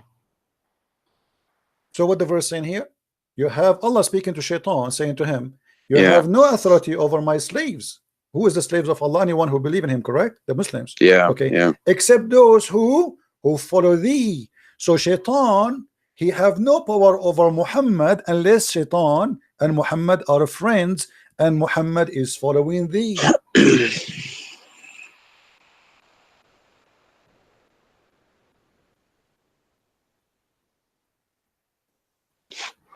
No power over any of them, save such of those who has followed thee. That's problem here. That's disgusting. That's crazy. No, I see where you can see a problem there, but so you don't see any type of way that you could work yourself through this situation to see how he's a prophet of God. My friend, hold on. I mean, why are you are an adult? Because I'm what I talking see to you. you're doing. Do you know why I did not hang up on you until now? Usually, because hold on. You're intimidated. Do you know why I don't hang up with you? Because usually I lose my patience with Muslims and I can't take it no more. The reason I find in if you are like more reasonable than the rest. You try to trying. You try to hide stuff, but you are still, you have some honesty on you. I feel it. Now I'm asking you, the verse in front of you, it's very clear. It says you have no authority. The only thing I could see is that he's not following him, because that's the whole point. He's not following him. Hold on. No. The other verse proved to us that he's following him, because you have no authority over my slaves except those who follow thee. How Shaitan was able to control the tongue of Muhammad? The verse here saying that Shaitan have no authority over anyone who is a normal Muslim. What about someone he is a prophet of Allah? So you have no authority over my slaves. You have no power except only those who follow thee, not tempted by thee. They follow, they follow. So here Muhammad, in order to be under the authority of shaitan, he have to be from one who follow thee, if the Quran is the book of God and God is saying the truth. I'm gonna ask around to see, because that it means one of two things. It means that either, you know, because it says here that he has no power of any of them unless they follow him. So it means that either he didn't say those verses because he has no power, or it means that he did say the verses and there's the problem, like you were saying. So that's why some people don't accept those verses, because of this verse right here. You know what I'm saying? The verse, the problem is, do you speak Arabic? No, I don't speak Arabic. The problem, you don't speak Arabic. In Arabic, it says clearly that he received the verse, because in Arabic it says that whatever shaitan he cast into the tongue of the prophet, Allah will take it away. It doesn't say if shaitan he try. It says whatever shaitan he did, Allah will take it away. So we cannot say I'm going to research. I'm going. Isn't that kind of like when, you know, if you like say a cuss word that's kind of like a bad word, but then you ask for repentance, and Allah takes it away? My friend, let us be honest here. He is reciting Quran. Yeah. Okay. The word of God should be protected by God. This is a special thing. It's not I'm talking to you. Okay. Sometimes I make a mistake. I want to, let us say a mother, she want to call her son. Instead of calling Ahmed, she called Muhammad, correct? Yeah. Okay. But this is a different story here. Here we have a special delivery of the word of God. So how Allah preserved his words, he should not allow anyone to play with them. Here we have a big problem. Nobody can and no one can have authority over my slaves except those who they are bad, the criminals, those who follow thee. And then we find that shaitan, he control Muhammad. Secondly, my friend, and I want you to be honest with me, how I know that this verse itself, the one it says that whatever shaitan he cast, Allah will take it off. How we know that this verse itself is not made from shaitan himself?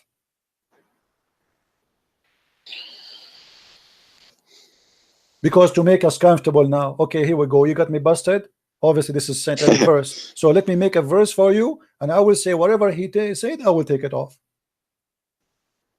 How we know that this is not this one, even this one is not from shaitan, just to make me relax and say, don't worry, be happy. The shaitan, yes, he cast in the mouth of Muhammad, but we will take it off.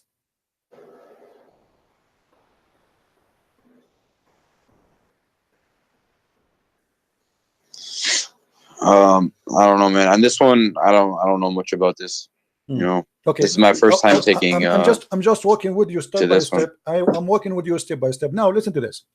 If there is a guy, if you are a judge in a court, if you are a judge in the court, and somebody says to you that this witness, he imagined things happening, do you accept him to be a witness? So I'm sorry, say it one more time. Somebody he imagined things happening. He imagined, he have an illusion, you know, he have a mental illness. Do you accept him to be a witness in the court? No. Why? So he's like schizophrenic. Okay, so isn't it your prophet? He's suffering from the same issue according to your prophet? No. Read the hadith with me.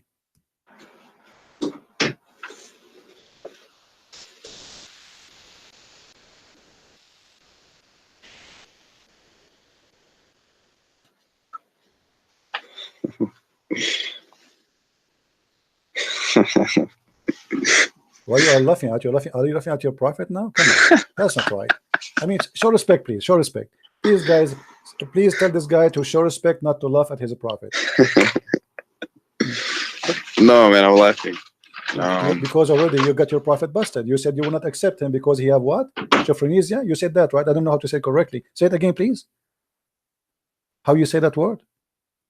Schizophrenic. Schizophrenic. Okay, that's a big word for me. I need like a week to learn it. So your prophet obviously is suffering from the same issue. How we can guarantee that when he says that he is receiving satanic verses, he is not just a madman, or even in the best scenario, he is really receiving satanic verses? How we can trust this man is even seeing God or seeing an angel or he is receiving the Quran. How you can trust him? You just said to me, I will not accept him even in a court, in a normal court, like somebody witnessing for anything. It's just a stupid court. Yet you accept such a guy to witness for you for God. Yeah, I've never seen this one. Okay, so what we would do now? What do you think? That's tricky, man. I don't know. And by the way, this is sahih. We cannot say it's weak. Yeah. Okay. Now, additional thing. What about Muhammad? Even his sex was not true. Is what? Even his sex, he never had sex for real. He imagined having sex. Well, you are laughing. Show respect, my friend. Come on. Read carefully with me. The prophet, okay. the prophet continued for such and such a period of time, imagining that he had sexual relationship with his wives, but in fact, he did not. Like a wet dream or something? No, Like, no. That's not dream. No, that's not dream. He think he did in daytime. He think he is having sex, but in fact, is not. hey, does this have a number? Just Oh yeah, sure. Here we go. I will give you. Just so I can like screenshot it, you know? Yeah, no problem. This is Sahih al-Bukhari, hadith number 6063. Do you see it? Let me put this in notes. Book number. You said, what was it? 6063?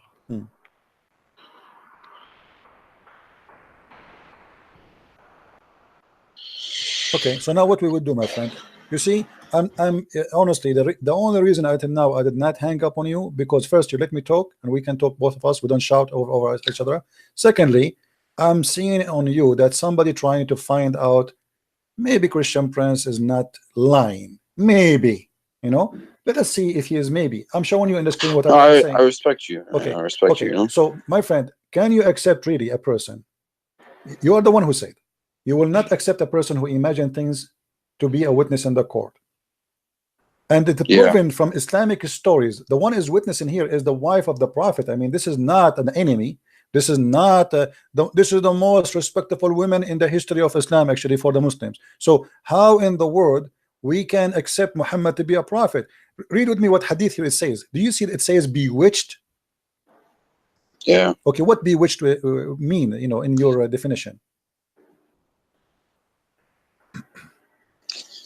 Bewitched. That's like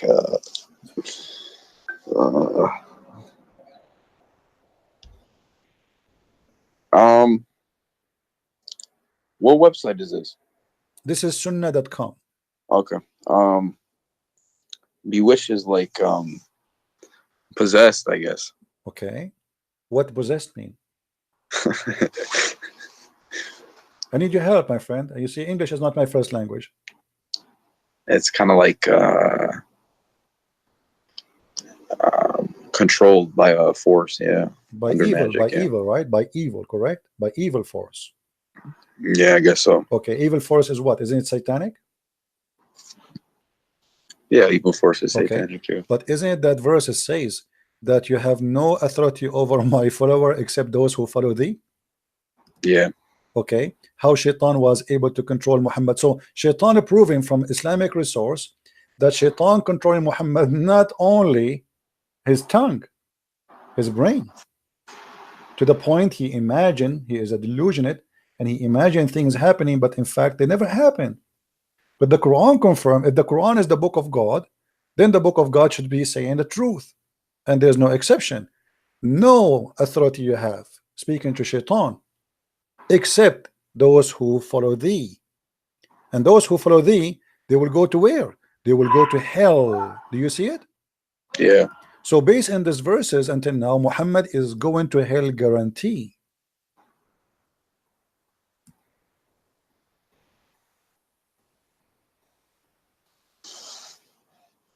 Yeah, I understand your point here. Are you leaving Islam now, or you will leave it tomorrow? Huh? Are you leaving Islam now, or you will leave Islam tomorrow? Well, I mean, I don't. Well, I wanna ask, you know, some people about this and see what they have to say, because My friend, let me ask you, what people they will say to you? I'm showing you the I don't know. I mean, who you will ask who is better than Sahih Bukhari? I will tell you what they will say to you. The brother, this is a false story, brother. The Prophet did not do. Okay, come on, the books, all Islamic books saying that. I mean, what false story? Even the Quran saying whatever shaitan casts, Allah will take it off. How he will take it off if it's not there? I mean, it's funny. It's going to say I'm going to take it off, but there's nothing to take off. That is even stupid. That will make the Quran a stupid book. So the Quran confirmed the story, the Hadith confirmed the story, and the interpretation of the scholars confirmed the story. In the same time, we have Sahih al-Bukhari confirmed that the Prophet was bewitched. And by the way, bewitched is bigger than just casting a verse of in the Quran, because bewitched, that means what's the word in Arabic? What in Arabic? Yeah. Suhira Rasul. Suhira.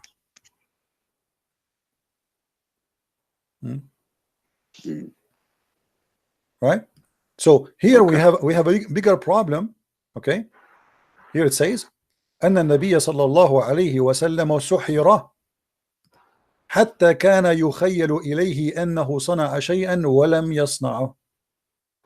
So the Prophet of Allah was bewitched to the point he imagined himself doing something, in fact he did not.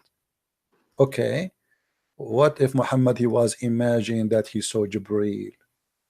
What if Muhammad was imagining he was receiving? Well, he couldn't have imagined that he saw Jibreel. He saw, you know, something. That wasn't an imagination. Why not? Well, because he couldn't read or write, so something was giving him the knowledge. My friend, what does have to do with reading or write? Let me tell you something. No, because a man cannot just come up with that randomly, you know. No, he can. The Quran is the most silly, stupid book. What are you talking about? You see, because for you, I'm not insulting. No, there's a lot of scientific things in it. What's scientific? Okay, show me one. Okay, hold on, guys, hold on. Our friend here, his conversation is getting even nicer. This is my challenge. Pick up for me one scientific, anything you wish, the best you have, and I will get it busted in less than a minute. Okay, go to Surah Al-Ankabut. Al-Ankabut. Okay, what it says? What was it? It was in the verse, Allah subhanahu wa ta'ala says about those who take protectors other than Allah is like that of the spider who builds his house, the flimsiest of houses.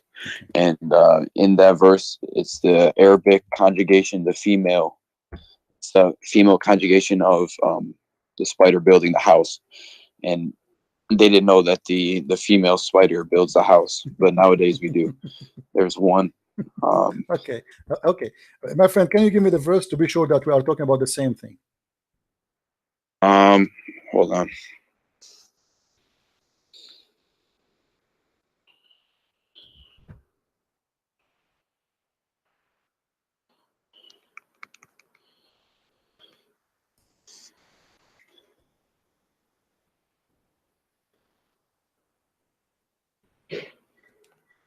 It's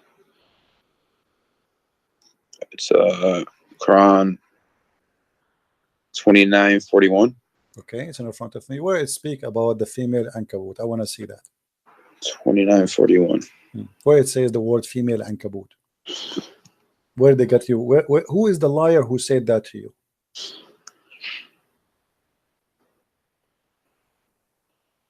Unto herself a house. Where is herself? What her house? She taketh unto herself a house. What she? This is the translation. In Arabic, it doesn't say that. What does it say? No, it says اتخذت. Al-Ankabut, اتخذت. It took.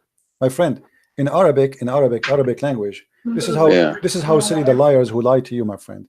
In Arabic, we say to all spiders, we call them ankabut. It doesn't matter it's a male or a female. The same as the ant, we call it namla. You understand me?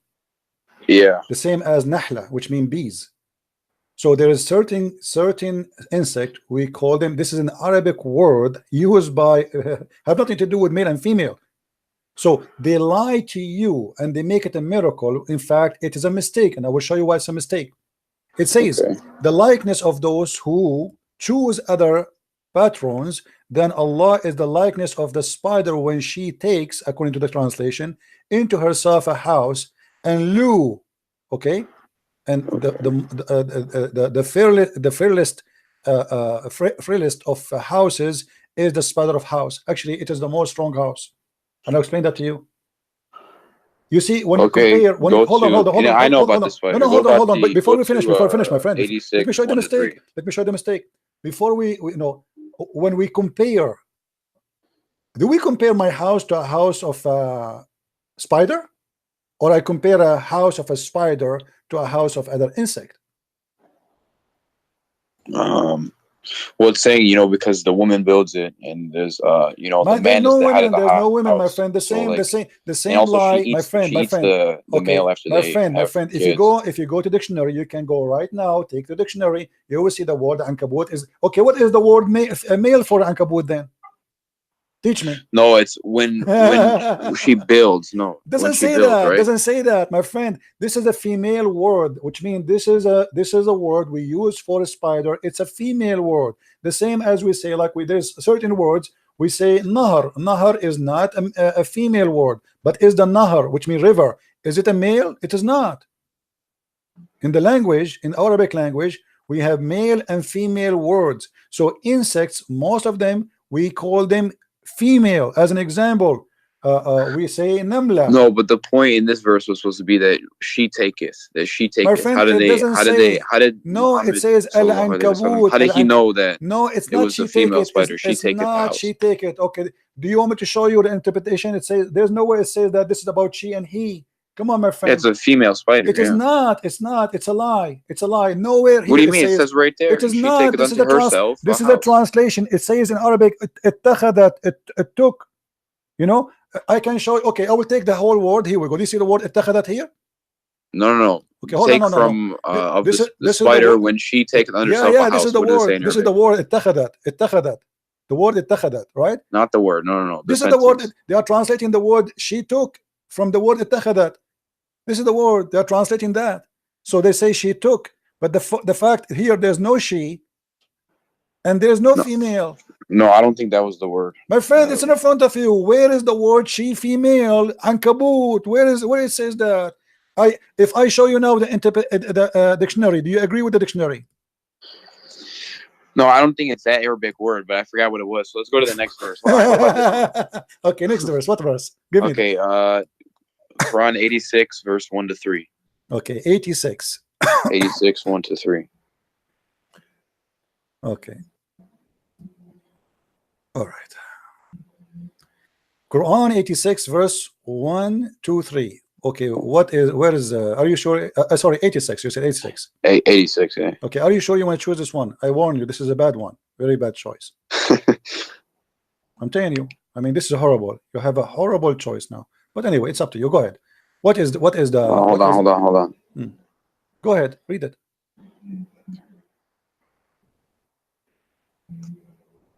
No. This is the same verse, my friend. It says that the women, she have a sperm coming from her ribs, and the man have a sperm. Hold on, well, you mentioned it. Let's stay here. No, I give you the wrong verse. Okay, my friend, hold on. As long we are here, this is the same verse saying that the women she has. No, but did you know that actually the ovaries and the testes are actually up? My friend, what they're ovaries? up between the ribs before they drop. See, the Muslim, they are lying to you, my friend. This is about the man and the women. And who knows the Quran better than the Prophet? Tell me, who can explain the Quran more than the Prophet? Do you know more than him? No. Okay, what if I show you what the Prophet explained this? This is about Tariq. You know Tariq, the star. Even this one is a mistake. How? Okay, because simply Muhammad. Okay, you see, what the problem is, the Muslim, they you know what? People that one up. Hold on. Okay, let us go. No problem. Here we go. Chapter 86. Here we go. Yeah.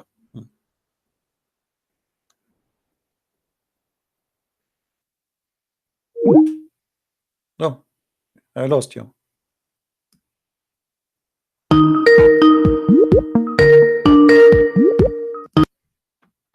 Sorry. Okay.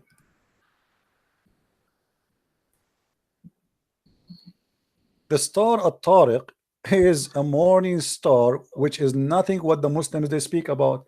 The Muslims they say No, it's they the are, knocker. It's no, like the knocking. no, Actually, no. they At-Tariq, yeah, my it's like friend, a At-Tariq. Do you know what Tariq mean? The one who knock at the door, the visitor. yeah, Yeah. Okay. yeah, So yeah. At-Tariq in Yeah. Arabic have nothing to do with what they say. Here we go. It's in the front of you. Does it? Do you see the interpretation? Yeah. Is it the morning star? Oh, it's the morning star. Yeah. So why they are lying to you? Suddenly they change it. They find I something. thought it was the knocking star. See, no, it's not. You see, let me tell you something. All those articles, you can go read my book, Quran and Science in Depth. I get them busted all. So they lie. They take Give something. me 5 seconds. I'm unplugging, putting my charger in 1 second. All right. So as you see, everything you give me another one. Let us switch to something else. I will keep going with you. Maybe you can find something finally, maybe something truthful. Not all of them, they are lying. On speaker. Different one. Give me a different one. What was it? Give you another one? Yeah, give me. Maybe because until now, all what you said to me, it turned to be false. Okay. How about the center of the earth is made up of mostly iron, a little bit of nickel. It's made of mostly iron, and then the center of the Quran is verse? Al-Hadid. What verse? Huh? What verse? Chapter 57 is Al-Hadid. It says what? Huh? Explain to me what it says. So Al-Hadid, that's iron, right? So meaning that the creator, the center of both of creation, so the center of the book, where it says and that? then the center of the earth, where it says that exactly? Iron. Do you know? No, it's the name of the chapter, because there's 114 chapters. I know, but half of 114 is 57. Where it says that is center of the earth, where it says that? Oh, the center of the earth is. Look it up. Google. Where in the Quran it says that this is the center of the earth? Where it says that? Well, no, it's the center of the Quran and then the center of the earth. They're the same thing. What center of the Quran? This is not the center of the Quran. How that can be center 57. of the Quran? Oh, hold on. Okay. Do you know mathematics? Yeah. Okay. The Quran is how many verses? It's 114 chapters. Okay. What is the middle of it? 57. No, that's not true. Let me teach you. What do you mean? Let me teach you some mathematics, my friend. Half of 114 is 57. My friend, no. Here we go. You see, when you say okay. First of all, the Quran, which is you have today, the numbers have nothing to do with the Qurans of Muhammad. If we go to according to Revelation, is it going to be the same? It's not. Have you ever heard? Have you ever heard that the Quran you have today is not according to Revelation? Yes or no?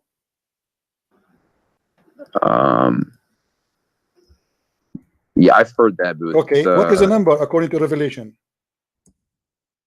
But then, even if they put it together like my friend. This is Uthman. The people who work for Uthman, they put it this way. So, are you saying to me that the one who put it, they better than Allah? Because Allah, He put it in different order. You Muslims, you change it, and now you are saying to me it is in the half of the Quran. Yeah, but how do you know that they didn't put in the order that Allah wanted them to? No, that's mean they are prophet too. That's mean they are inspired by Allah and they are prophets. That's well, inspired, but not prophet. That's mean they are prophet too. Now here we go. This is the Quran according to Revelation, and let us see where is the chapter of Al-Hadid. The chapter of Al-Hadid. Here we go. Let's go in here and search 57. Okay. All right.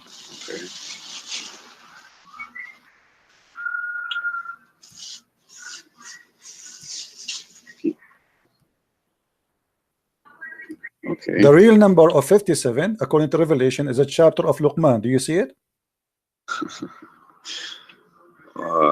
Yeah. Okay. So now we go. Well, we're not done actually. Let me show you something stupid here. You see, they are the one who mentioned this, so we have to deal with it now. You cannot escape it. Sorry.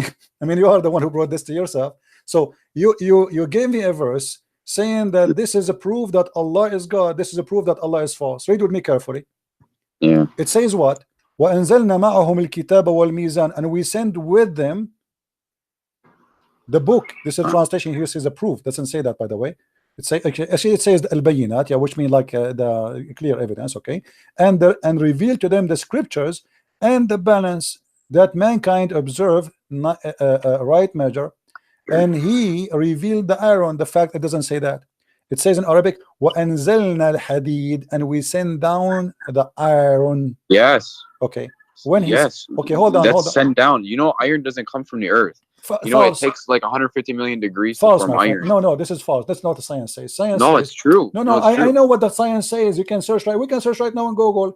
According to Did you know science, we wouldn't my have the friend, let ozone me layer? finish. We wouldn't have My the friend, radiation let me belts. finish. No My friend, hemoglobin in our blood. my We friend, send down iron means that Allah subhanahu wa ta'ala sent it from the stars. friend, hold on.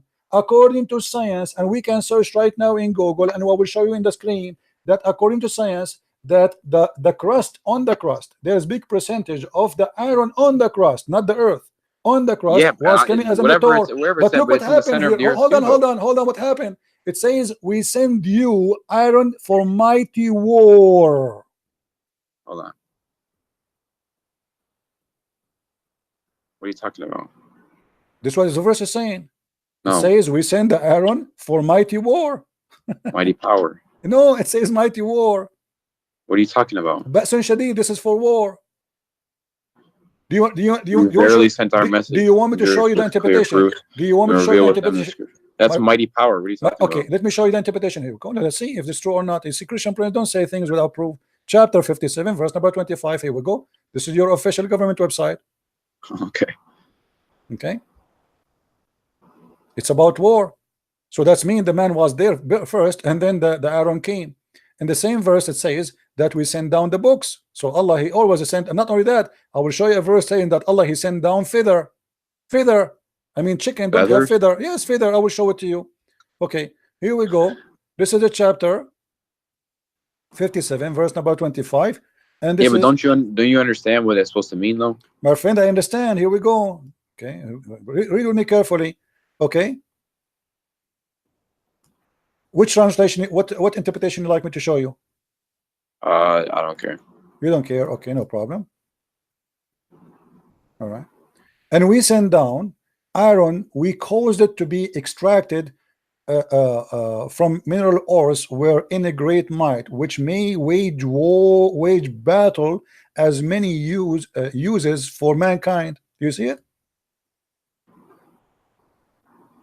So Allah saying that He sent you the iron so you can kill people. Now here, look what it says in the Quran. It says that we send down the proof, we send down the book, we send down the scale. Did Allah send the scale? No.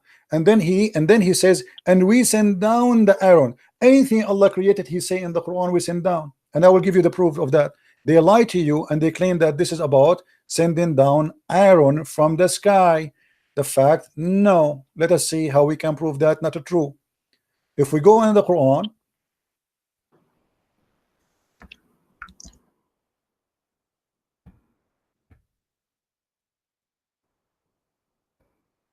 one of the problems Muslims suffer from, but they don't know, they don't speak Arabic. You know, the Quran says we send down on them libas and warish. You have the verse up right now? Okay, I'm the website for some reason froze. Let me try a different website. Hold on.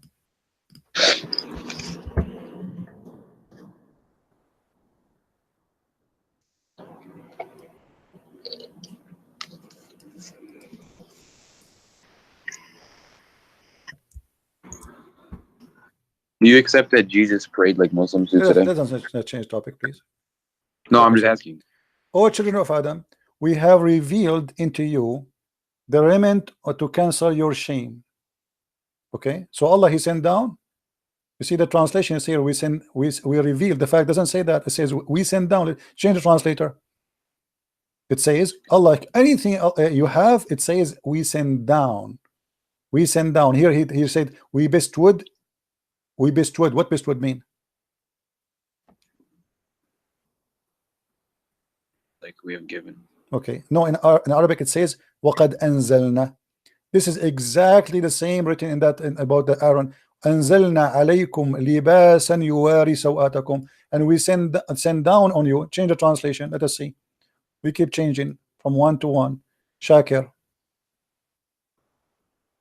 Here we go. This guy, you see it? we have indeed sent down to you clothing to cover your shame. Okay, in the top of that it says warishan. Here they cover that. It doesn't say, they didn't say rishin, rish and feather. Rish, the word rish is feather. This is the word rish. So it says the same thing. No, the translation is wrong. They It hide says the the same word. thing as the hadith. Yes, we send down clothes. Did Allah send you clothes, really? You see, you see, we're trying to have an honest discussion. They lie to you. So how come if that one it says we send down, and this one it says send down? So how here they did not say, okay, we discovered that the underwear I have is sent down by Allah, right? Yeah, It's a lie. And not only that, here they hide in the translation there the word rish. According to the Quran, Allah even rish, which is feather, Allah he sent down. Even feather, which means the chicken was naked, and Allah he sent her a package in Amazon, and she received her feather. You see, the word feather is gone. I cannot find it. I cannot find one translation saying the word feather, and change the translation from one to one. You know, not even one of them is coming with the word feather. Yeah, where is the word feather? I don't see it. So they lie to you. You see, they are desperately trying to find a place where they can make a science out of nothing. Give me another one. Let's continue. Until now, we found zero. Okay, I gotta find the verse. I know which one I want to. Hold on.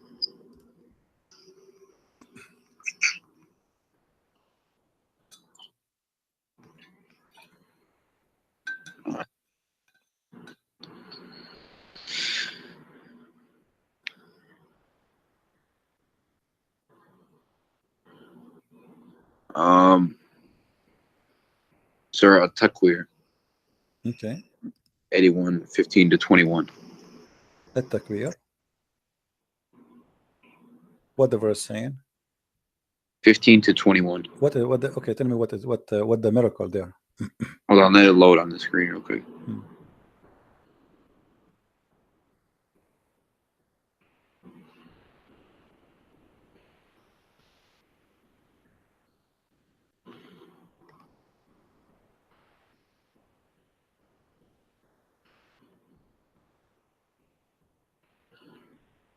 Okay.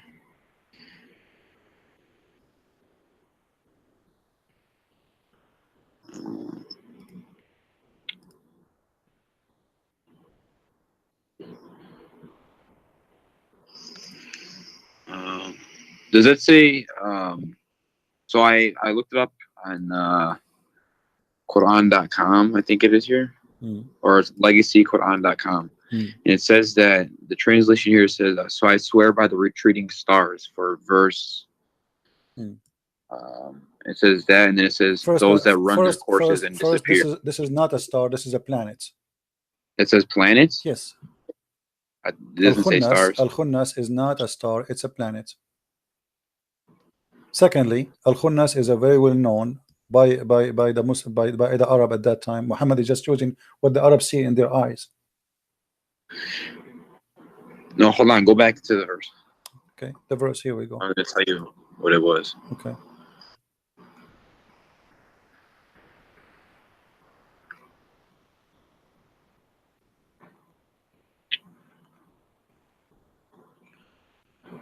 Okay. So, in the other translation, it was by the stars, but it's my friend, by the planets that recede. Even if they are stars, let me show you here. There is a mistake. It's the scientists nowadays, they see that everything in the universe is expanding outwards, and they used to think it was static. That is a lie. This is not what it says. Have nothing to do with any of what they are saying there. You see, the planets that recede, they're moving away. My friend. As long you want to talk about the shape of the planets. You want to talk about no. It means like that, like from us, everything is moving out. Like the universe is expanding. So like the planets that recede, like every other planet around us is moving away. Your prophet said that the earth is getting close from the sun. Huh? Your prophet, he said that the earth is getting close from the sun. Actually, the sun is getting close to it. The sun is going to get close to us until in the judgment day. The sun will be so close, and to the point we will be sweating and our sweat will be covering almost our ears. So this is a lie. Same time, if the Muslims are being honest in anything they say, when you speak about the space, who know better the space than Muhammad? No, but it's true that everything is moving away, though. Okay, my friend. No, everything is moving away. True, my brother. True. Yeah. I'm gonna go with you, but this is not what the Quran says anyway. Let us say, regardless if it's true or not, I don't care really what science says. I am asking you right now, do you know what the Quran and what Allah meant better than your prophet? No. Okay. Where the sun goes every day, as long everything go away. Okay. Where the sun goes every day. Where does it go? Yeah. Nowhere. What do you mean nowhere? The sun is right there. It just stays there. But your prophet, you don't agree. Let's see. This is your prophet speaking. Read with me. Let me make it more clear for you. When the sun sets into the... Oh. Sun goes. So here we go. Your prophet here saying that yes, the stars goes away. I agree with you now. Are we happy? And then a time will come when you're about to pray.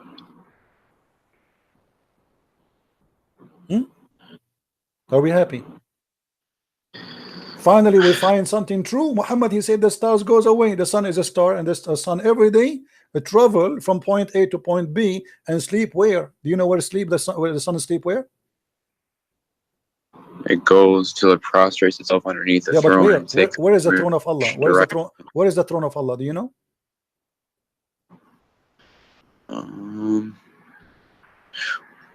Well, that's I don't find a problem with that. Hold on. What do you mean you don't find a problem with that? No, hold on. Oh, let me read. Hold on. And then yourself would not be accepted.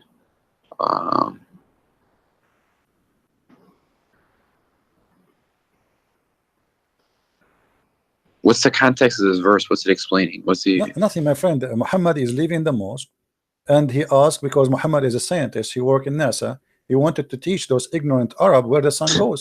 So he said to his follower, the one who was with him, Abu Dhar, he said to him, the prophet asked me at the sunset, do you know where the sun goes? See, the guy is not even asking him, but Muhammad, he cannot stop sharing his knowledge because it's amazing. So at the time of the sunset, I replied, Allah and his apostle know better. So Muhammad, he got his knowledge from Allah. There's no way he's going to make mistaken. We associate the knowledge of God with the knowledge of a man. His name is Muhammad. He said, it goes, who? The sun, i.e. travel, till it's prostrate itself underneath the throne of Allah, the throne, and take permission to rise again.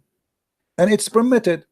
Then the time will come when it will be prostrate, which means the sun will ask again for permission and will not accept it, but will ask, will be order. It says here, it will be asked permission to go in its course, but it will not be permitted, but it will be ordered to return whence it has come. So it will rise from the west. So it came from where to Allah? It came from the west. Now let me draw this for you, so we can have a better understanding for this hadith. All right, just for the better understanding. The sun is here. Let us draw this. The sun now is here. Your prophet is here. He is with his friend in his donkey. This is Muhammad, and he's a friend. Muhammad, he said to his friend, the sun, do you know where the sun goes? Okay, actually I should put the sun, sorry, in the other direction, because now the sun is in the west supposedly, so I will make it here. So the sun is here, and the sun now is going down, and Muhammad, he said to him, now the sun is going to prostrate itself under the throne of Allah. So the throne of Allah have to be in the west, based on Muhammad explanation, because it's going to the west. So Allah's throne is here, and now the sun will be down the throne of Allah. And then in the morning, before the morning come, the sun will ask Allah to go and raise again from the east, and will be permitted. But at the end of the time, Allah will say, no, go back from where you came from, which means she came from the west last time. Now we go back from the west and we will raise, or what's going to be rose from the west. So why the Muslims, they are busy speaking about science in the Quran? And by the way, this is confirmed in the Quran. Isn't it the Quran says that the sun set in the murky water?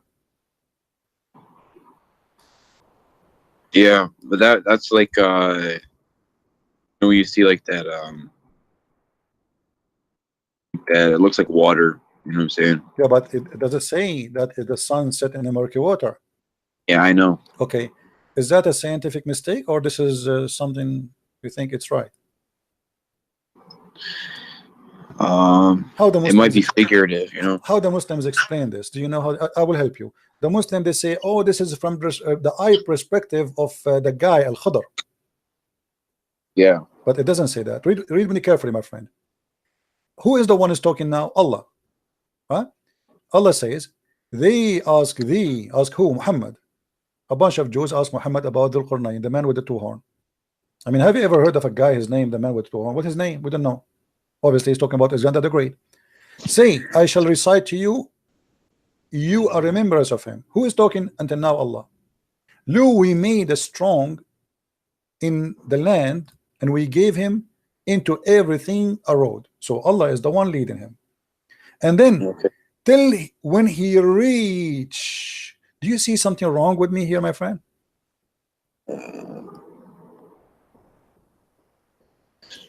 Who's talking? Okay. Allah is talking. He reached where? He reached the sitting place of the sun. Does it say that? Yeah. Okay. How you can reach that? Setting place of the sun. He found it was setting. No, before you continue, he found it sitting in murky water. But before we go, we are trying just to analyze, you know, to understand. When you say I reach the sitting place of the sun, it means it's a place, correct? Yeah. Okay, so now it's confirmed that the one is talking, speaking about what happened to this guy. It's not the guy says, I thought I reached. Allah is talking. He until what? Until he reached a point. What is that? Where the sun set. So when they try to fabricate the interpretation, they say, oh, this is from the eye perspective. It is not Allah. It's not Allah saying that. The verse is so clear. It says, until he reached the sitting place of the sun. It's a location. So the guy, he was following a road guided by Allah until he reached the sitting place. This is a place he reached. And then he found it. Not he thought, not he saw it. He found it. When you say he found it, I'm reporting a fact. Is that correct? Yeah. Okay. So now he found it sitting in the muddy water. Is that accurate? Do you believe that? No, the sun does not do that. Okay, so how you think this is from God? I mean, What explanations did the smarter Muslims okay, give? who is a smarter Muslim in history? The smartest? Yes, the top.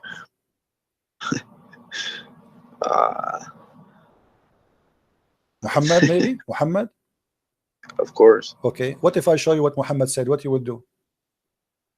Let's see. Okay, let us see. Because now the Muslim, they will say, oh, Muhammad, obviously he's an idiot, he do not know what he's talking about. Here we go. This is your prophet explaining the verse. I was sitting behind the messenger of Allah, SAWSFM radio station, who was riding a donkey while the sun was setting. He asked, do you know where this set? I replied, Allah and his apostle knows best. He said, it's set in a spring of warm water. Oh.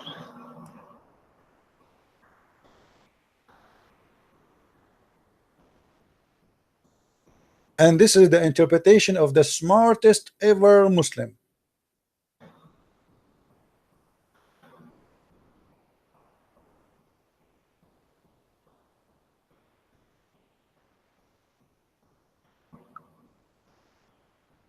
Have you ever had another Muslim try to tell you what this means? All Muslims are the same for me, my friend. Like, you see, you are a nice person. That's why I did not hang. I'm surprised I mean, how in the world I survived to talk to you all this time without hanging on? Because usually I'm like, you know, everybody knows, like in the last 2 weeks I have blood pressure from shouting, screaming. So when we talk to Muslims, the second you show them something stupid, they start screaming, shouting, they will not let you read. I mean, but you are not doing that, and I respect that on you. Now you tell me, what is that? Now let us assume they will say to you, this is Dave. It's not. You know the story, right? You know the story of Dave, Sahih, you know the story, the song, huh? This is Dave, this is Sahih, this is Dave, this is, you know, it is not Dave. Wait, what? It is not Da'if. The hadith is not Da'if.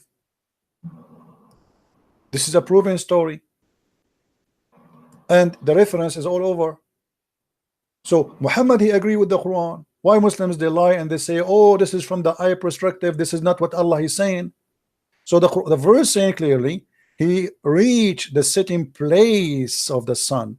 How in the world you can reach that place? I can reach that when I am sitting in my ass right now. From my window, I will see the sunset in a few hours. I do not need to go anywhere. Right? Yeah. Okay, so this is a lie. Not only that, look what happened. What about a few verses after? Here, the same story. And then he changed the road. He took different highway. Okay, now till when he reached the rising place of the sun. What the heck is that? Do you see it? Yeah. Okay, how he reached the rising place of the sun? Where is that? You tell me, help me. I'm listening. I don't know. Okay, and then he found it rising. That's a discovery. I mean, he never saw this before. He reached the place where the sun rises. This is the garage of the sun. Okay, so now what we learn from this, your prophet, he made it clear. The sun goes and prostrates itself under a throne. But the throne is where? Do you know where the throne is where? Based on what we said to you?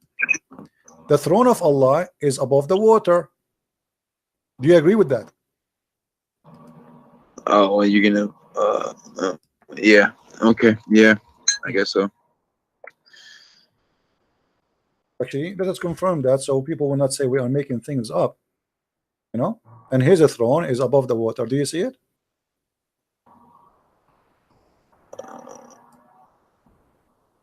Hold on.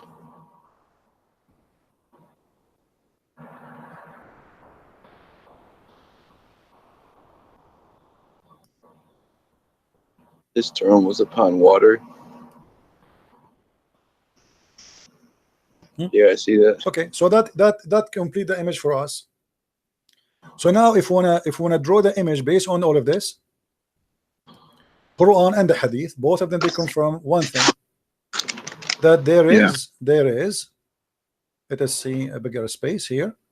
Okay, so what Muhammad is trying to say to us, that the sun every day go and sleep under the throne of Allah.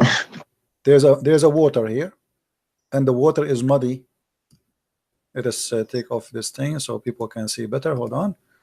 Okay. Yeah. So here there's a water, and this water is muddy, boiling water. Actually, in Arabic it says hamia. Not only it's muddy, it's boiling. Okay. So here there's a muddy brown water, and now the sun will come from the east every day, and then will go down in the muddy water, and then the throne of Allah is above, and we will make the throne of Allah blue to make you happy. This is the throne of Allah. So the sun goes every day from this point to this point, and for sure this is absolutely scientifically correct. There's a scientist, his name Yama, I do lie, Yama, from Japan, very well known. He agreed with that. You're joking, right? I don't know. I mean, Muslims, they quote for us name of scientists to prove a point which is a lie. Scientists, even we never heard of them, and even some of them, they are exist but never said what they said. So how in the world this can be the book of God, my friend? Here we go. Muhammad says Allah said The prophet said, Allah said. Okay, how he is a prophet of Allah and this Allah is funny?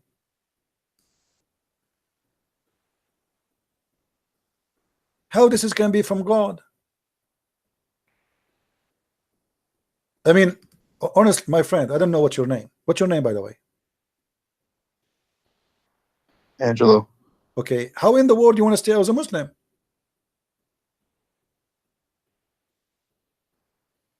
Be honest with me, after all of this, you still think you are a Muslim? Well, You know, the way it was presented to me was like, you know, the one true God and of all the prophets, and you know, I don't really know anything about all this, but like when you're showing it to me now, it's Okay. like confusing everything. Like, Okay, so you want to be still as a Muslim? well, I want to understand, like, I mean, come on, my friend. Listen, you are what you are a, do you are you you are you you are are you like a certain sect of Christianity? hold on, I'm not. I don't follow a sect. I follow Christ. I don't follow a sect. Why am I follow a sect? You're not like, you're not Catholic. I don't care about all those names. I care for following my Lord, my friend. So like, you know, like Jesus, when he said to pray, like, how do we have justification that we're supposed to pray to Jesus? But what do you mean? Like, how do you know you're supposed to pray to Jesus? Or like, How I know what? you're supposed to pray to Jesus? I don't understand the word. Can you say it slowly, man? How do you know you're supposed to pray to Jesus? How I know? Okay, Yeah. Jesus said, come to me, knock at my door, and I will open for you. Ask me, I will answer you.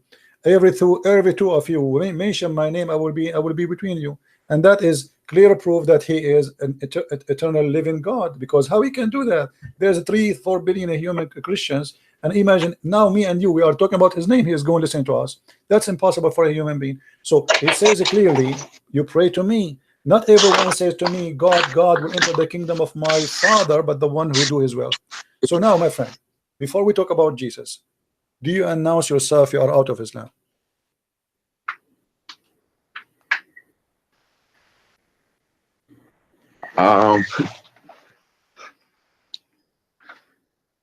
That'll be kind of a big thing here. Why a big thing, my friend? Listen, you are a person. God, he gave him a gift. It's called a brain, and your brain was functioning. So now your brain will stop. Be honest with me. All what we said to you, isn't it enough proof that this cannot be from God? You know, I'm not gonna lie. I was raised a Catholic, but I didn't know anything about like those verses that you showed me and everything like that. Okay. So like, I don't need you to explain to me like anything about like the crucifixion or anything. I understand that, but like, what drew me towards Islam was like, you know, in Catholicism, there's like, you know, you have the rosary and you have things like that. My friend So Muhammad, he have a rosary. Who said he don't? Look what the rosary of Muhammad. You see the problem. With my respect to you, I'm not insulting by the way. You see, I am ignorant in English. Nothing wrong with that, right? I mean, all of us, we have some ignorance somehow. I can say a word. Sometimes I say it funny. People laugh at me, but that will not be a problem, you know. But here we talk about God, which we cannot be ignorant about God. Muhammad, he took the rosary too from the Christians. He said to you, if you say the word of Allah 33 times, you go to heaven. Allah forgive your sin. And then he says the name of his God is 99, which is the rosary. 3 stones plus 3, 30. 33 is the age of Jesus. If you look at the rosary, have three stones, and then have 30 stones. That is the age. That is the age of Jesus.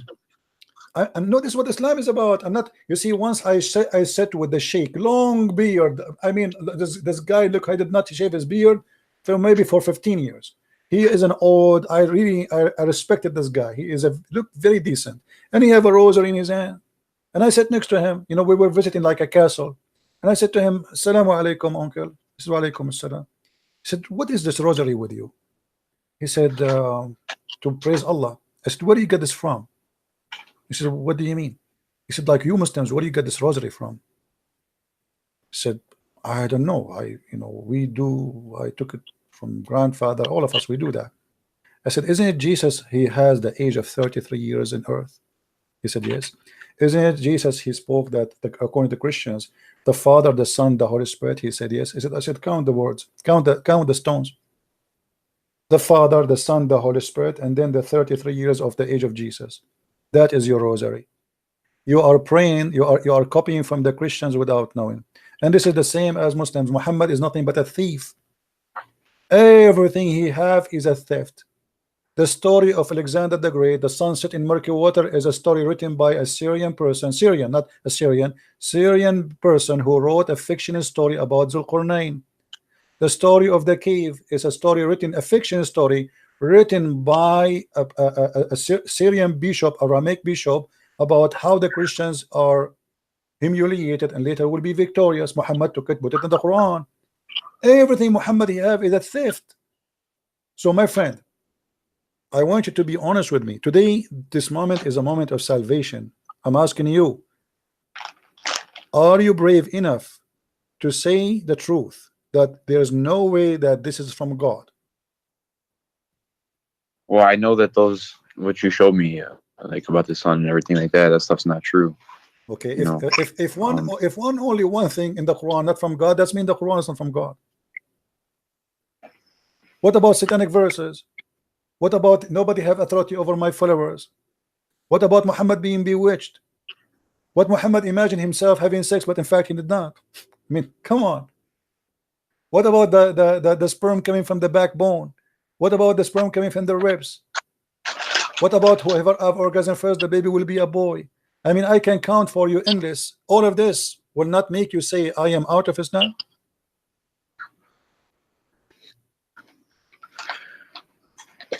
I don't know what else, what path would I go down if it's not Islam, you know, like just like My would I friend, be Catholic this is or not an like, excuse. Let me ask you. Let me do. Let us say Christianity is false, Islam is false, Judaism is false. That is not no, an I know it's excuse. either Islam or Christianity. No, I no, know I am it's saying to you, I'm giving you an example. I'm saying to you, that is not an excuse to stay in the false just because I do not know where to go. No, I don't want. I want the truth. This is the truth. You know, Trust me, my friend. I am not here. I studied Islam all my life, not to say to you something I do not know. I know this cult more than any Muslim you ever met. They try to defend the honor of the Prophet, but he is no prophet and he have no honor. Do you know that Muhammad, even when he get married, his first wife, do you know how he married her? yeah. How? Oh, his first wife. Yeah. How? Khadija. Yeah. How? Do you know that he and his wife, they made her father drunk? No. Have you, what do you think if your daughter and her future husband make you drunk, and then when you wake up she claimed that you married her to this guy? What do you say about such a girl? Okay, CP, you showed me enough, but I just want to know this. So like a lot of Christians, they don't even pray, and they just say like, oh, you know, because Jesus died, now I don't really have to do anything. No, or, no, you know. no, my friend, this is not true. That's not true. Can you clarify? No, you say, hold on. You see, you don't judge Jesus by a Christian, and you know that. You know better than this, correct? Let us say, but, let us say, I for don't the know sake, if I hold agree on, with, my like, friend, you know, hold on. Let's be praying to honest. Mary No, and stuff like that. And let us say all the Christians in the world, they became false Christian. Let us say all of them. Nobody left. That will not make me not stop believing in Jesus, because okay, don't do what they do. If they don't pray, pray. Who said to you don't pray? Jesus says if you want to pray, pray like this. He never said don't pray. Jesus himself, he fasts, so you fast. And actually there's millions of Christians, they start getting ready now to fast already. There's 90 days of fasting in every church in the world, especially those who they call themselves Orthodox. So who said there's no fasting? Who said there's no prayer? Who said there's no don't pray? This is not true. And I cannot judge Jesus by someone, he is a drug dealer, or by a woman, she is a whore. This is not fair. We judge God by God himself. We judge Jesus by Jesus, not by Christian Prince. What if a Christian Prince is a bad person? What I have to do with Jesus? I am not Jesus, and I have no even close to be like him. So you, as an honest person, you have to know, and you know better, that I judge Muhammad by Muhammad. I don't judge Muhammad by Osama bin Laden, by the way, because if Osama bin Laden is doing what Muhammad he said and he did, then Osama bin Laden is just a follower, right? So if you want to judge a Christian, what Jesus said, he said, you know them from their fruits, correct? Yeah. Okay, the fruits is going to decide if you are a Christian or not your name, not your birth.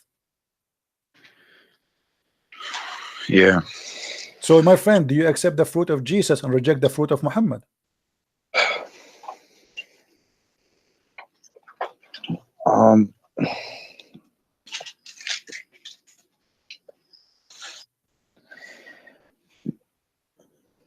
Okay, one more thing. Look, you know, there's strong evidence that, you know, the original way the Jews used to pray was just like how the Muslims pray today. So that would have, you know, Jesus prayed that way, and along with his teaching, doesn't that go more with Islam though? My friend, Why don't Christians pray that way anymore? hold on. You are smarter than this. Let me tell you something. If I now create a cult and I copy how the Jews they pray, does that make me a religion? Does that make No, me I'm not saying okay? No. Even See, if you put Jesus even if you put no, Islam to the side, why don't Christians pray that way anymore? my friend. First of all, Jesus did not they don't pray like the Jews, and the Jews don't pray like Muslims. When the Jews they pray, they lay down in the ground. Do the Muslims lay down on the ground? No. Okay, so this is that's not the same. Secondly, let me show you something proving Muhammad to be a false prophet. Read with me this. Do you see it? Yeah. Okay, read it for us, please. Oh, hold on, slowly.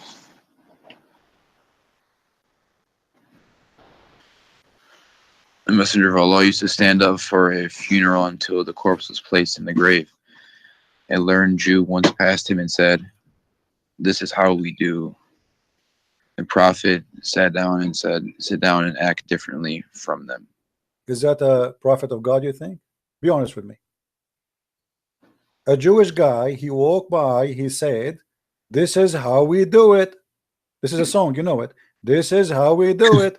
And then Muhammad said right away, sit down, act differently. If this is how they do it and this is the right way, who care? You change the way you pray just because a guy he said this is how we do it.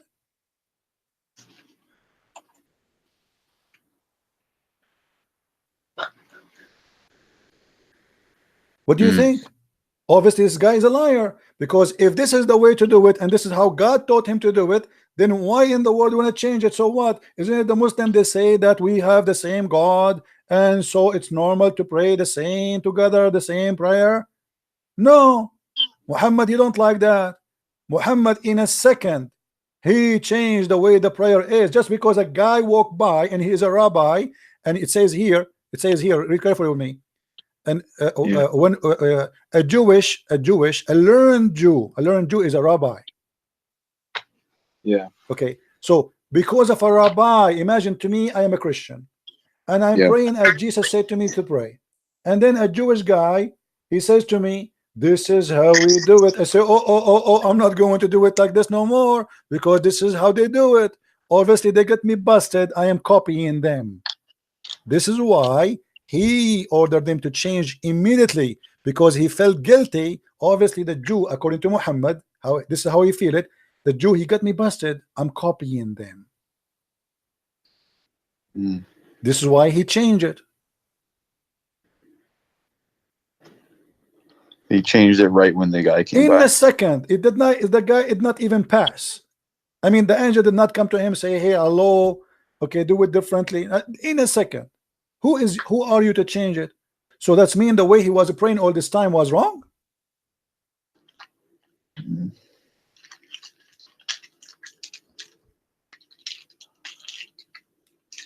So what do you say, my friend? I invite you right now to denounce the devil and his religion, which is Islam, and to accept the Messiah as your savior.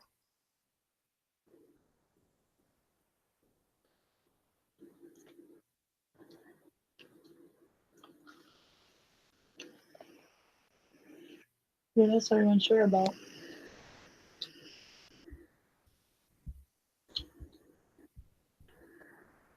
I accept him. Hallelujah. Hallelujah.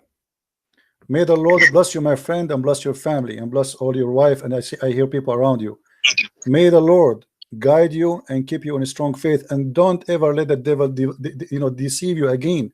My friend, the devil, he come to the good hearts from the good window sometime. The Lord, the Messiah, he said, he come to you, they come to you in a clothes of a sheep, but they are wolves. And this is what Islam is about, is nothing but a wolf.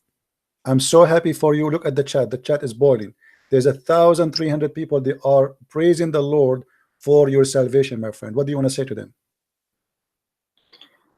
Thanks for your prayers, guys. Thank you very much. I'm really happy to have you. May the Lord really bless us all by blessing you, because the blessing will be for all of us. For all of us, we shared in saving a person who really was lost with such a stupid cult. And how in the world we can follow such a cult? Please pray for me, everyone. Pray for my strength. Absolutely. Everybody, please pray for our friend here. You said your name is Angelo? Yes. Angelo, please, all of you, pray for our brother here, Angelo, for his salvation, for his family, for guidance, so the Lord will strengthen him with his faith. There's no way we can compare between light and darkness. There's no way. It's an insult to compare between the Christ, the Messiah, and Muhammad. Someone, he is very savage, very bad. Even his followers accuse him to be stealing underwear, and then we compare him to someone like the Messiah. How in the world we can leave the light and will follow the darkness? Jesus says, I am the light, I am the truth, I am the beginning, I am the end, I am who I am. God said to Moses, I am. So my friend, you are with the Lord who nobody can defeat. And if the Lord is with me, who could be against me? Happy for you, Angelo. Thank you, my brother. Thank you. Anything else, my friend? No, that's it. I'll message you on Skype if I have anything else, but thank you so much. You are welcome. And say I apologize if I say anything that was harsh, and say hi to your wife if she is your wife there. I heard somebody speaking to you. Yeah, she said. Okay. All right. Well, happy for all the family there. I'm sure she is happy too. Yes, she is. She's all happy. Right. Glory to the Lord. Glory to the Lord. Thank you, my friend. Thank you. Take care. Okay, thank you. Take care. All right. I'm into that.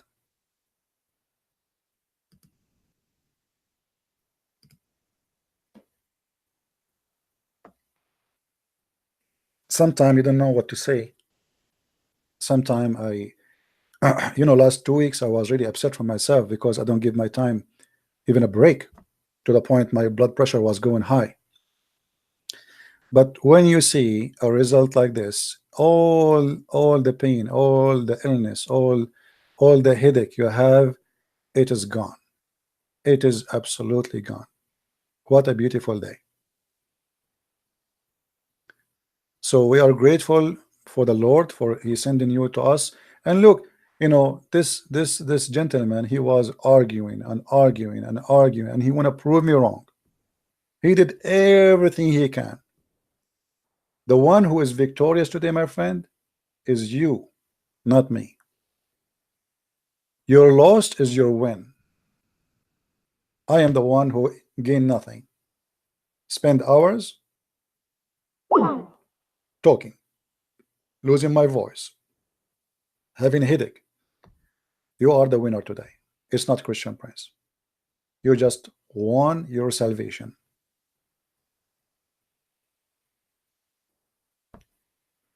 This is why we say to the Muslims, we don't hate you, my friend. We don't hate you, but we hate to see you going to hell. We hate to see you following a satanic man. We hate to see that.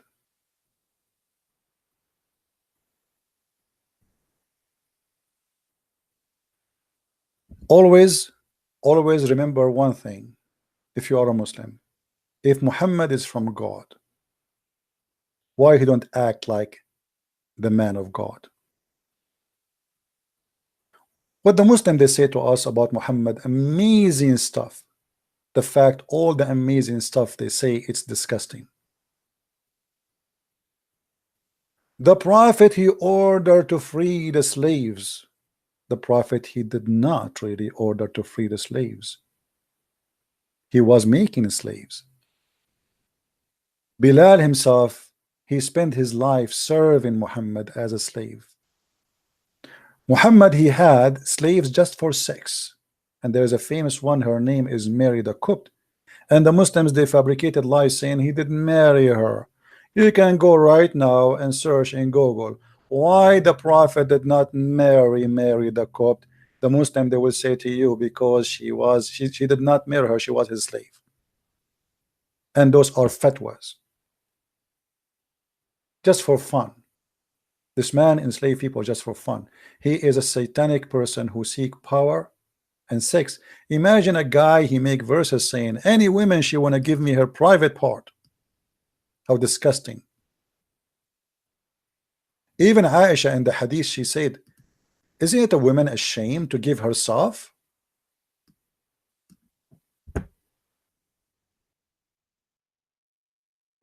Aren't you ashamed of yourself?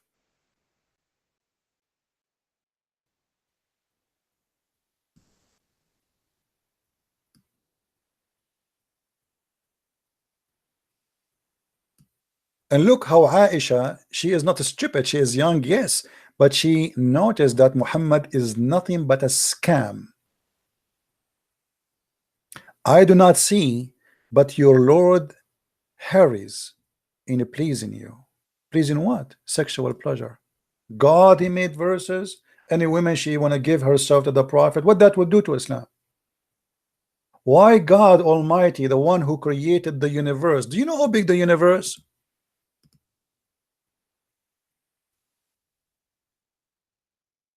Imagine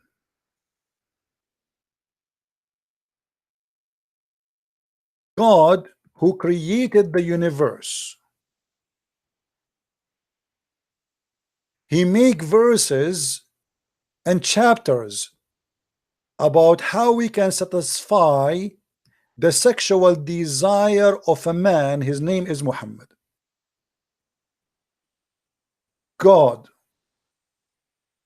saying any woman she want to give herself to the Prophet so the Prophet can have fun.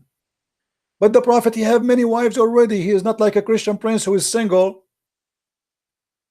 I mean, what that will do to Islam? What does have to do with God? How that can be from God?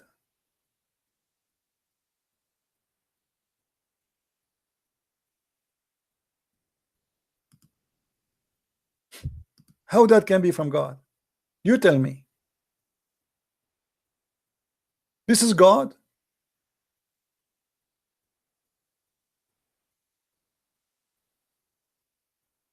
And you know the funny that the Muslims, they try to flood us with statements like the Quran. Who can you make Quran like this? I know I cannot, to be honest with you.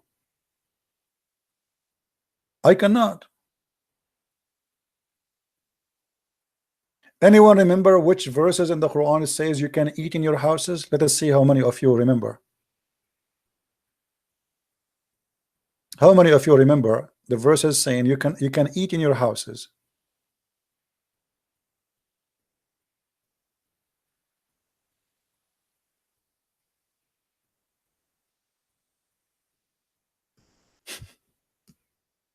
This is God.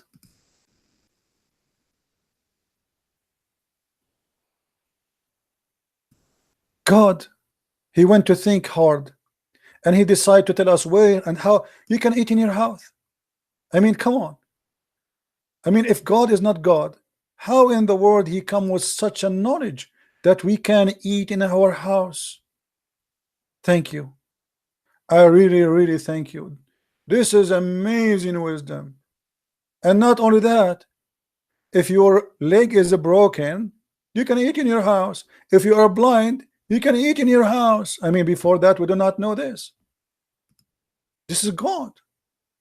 This is wisdom. Who can make Quran like this? No blame is there upon the blind, nor blame upon the lame, nor any blame upon the sick, nor yourself. I mean, when you hear this, you think we're going to talk about going to nuclear weapon attack or something, and suddenly it says, if you eat in your houses. What? What?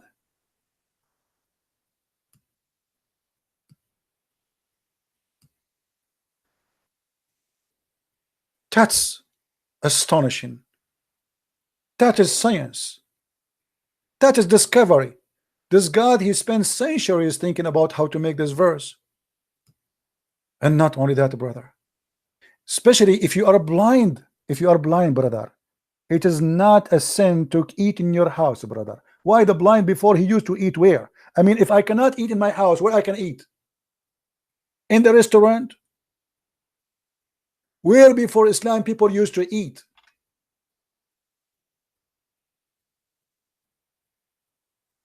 And then the mascara continue. Or the houses of your father. Oof, oof, oof, oof, oof, oof, oof. That's deep. I thought when I was eating in my father's house, I was a thief. But thanks to Muhammad and Allah, now I know it's okay. Or the houses of your mother. Oh boy. Now I feel a lot better. I can eat in the house of my father and my mother. Or the house of your brother. Wow. Things is getting even better and better. I can eat in the house of my brother. Or the house of your sister. Hello. You think Allah is not fair? Here we go. You can eat in the house of your brother and your sister. Or the house of your father, brother. Oh boy. Even the uncle is not forgetting. Are you going to continue? What about you say the auntie? And then, yeah, he said, actually, read it. Or the house of your father, sister. Like, what the heck? Or the house of your mother's brothers. What? This God, he looked like my grandma drinking coffee with her old lady friend. My friend, did you know what happened to this girl? She is going to divorce.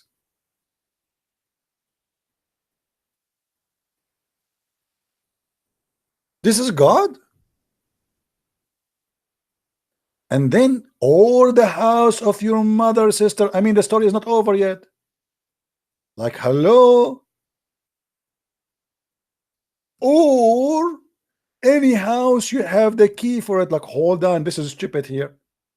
So if my neighbor, he gave me the keys because he is going somewhere to feed his cat, I can eat the food he have in his refrigerator. That is too much. Any house, what if I am a thief? What if somebody gave me the keys, but he did not say you can eat here? Hey, take care of my house when I'm away. Watch over it. And then, or from the house of a friend. And here the things is getting even bigger. No sin shall it be for you whether you eat together or apart. You know what? I thought it's a sin. I was really worried. You see, this God, he have no problem with kidnapping women, raping them, killing them, taking children, stealing, lying. Even he encouraged people to lie, kissing black stones, going praying in the direction of a stone. But he is very good in details.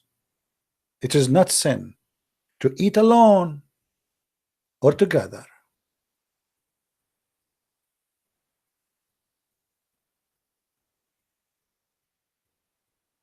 What more you want?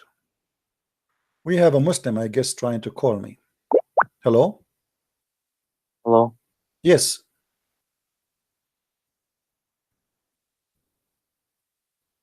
Hello?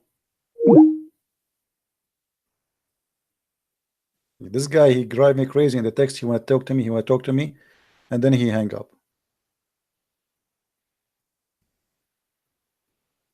Hello? Hello? Yes.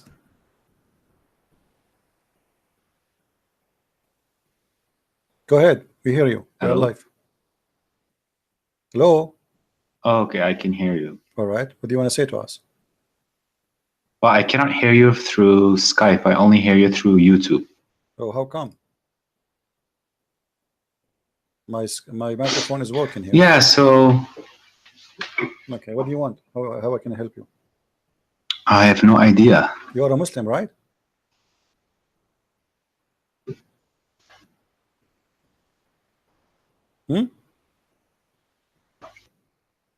Yeah, 1 second, because I only hear you through YouTube, so I hear myself double, so Okay, it's quite annoying. Mute YouTube. So Mute YouTube.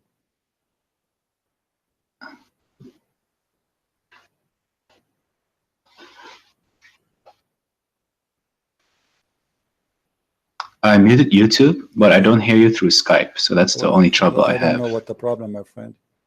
Maybe I need to change some settings what about now? What where about I can now? allow Okay, do you hear me now? your voice to come through Skype. Do you hear me now? Okay, we will take another Muslim. Sorry. Hello? Do you hear me now? Your voice to come through Skype. Hello? Do you hear me now? Do you hear me, my friend? Hello? Yeah, do you hear me? Hello. Sorry. Just a second. Sorry. Can you hear me? I do. Oh, hey, brother. Hey, my friend, how are you? Are you a Muslim? Oh no, I'm a atheist. Oh, you're an atheist. Well, I am out of bananas today. Sorry. What was that? What do you want to say to us? You're an atheist. The program here to talk to Muslims. Really? Yeah. Oh no, I just find it interesting what you guys are talking about. Okay. Well, I have to let you go because we are taking the calls from Muslims. We have this guy trying to call. Let's see this guy.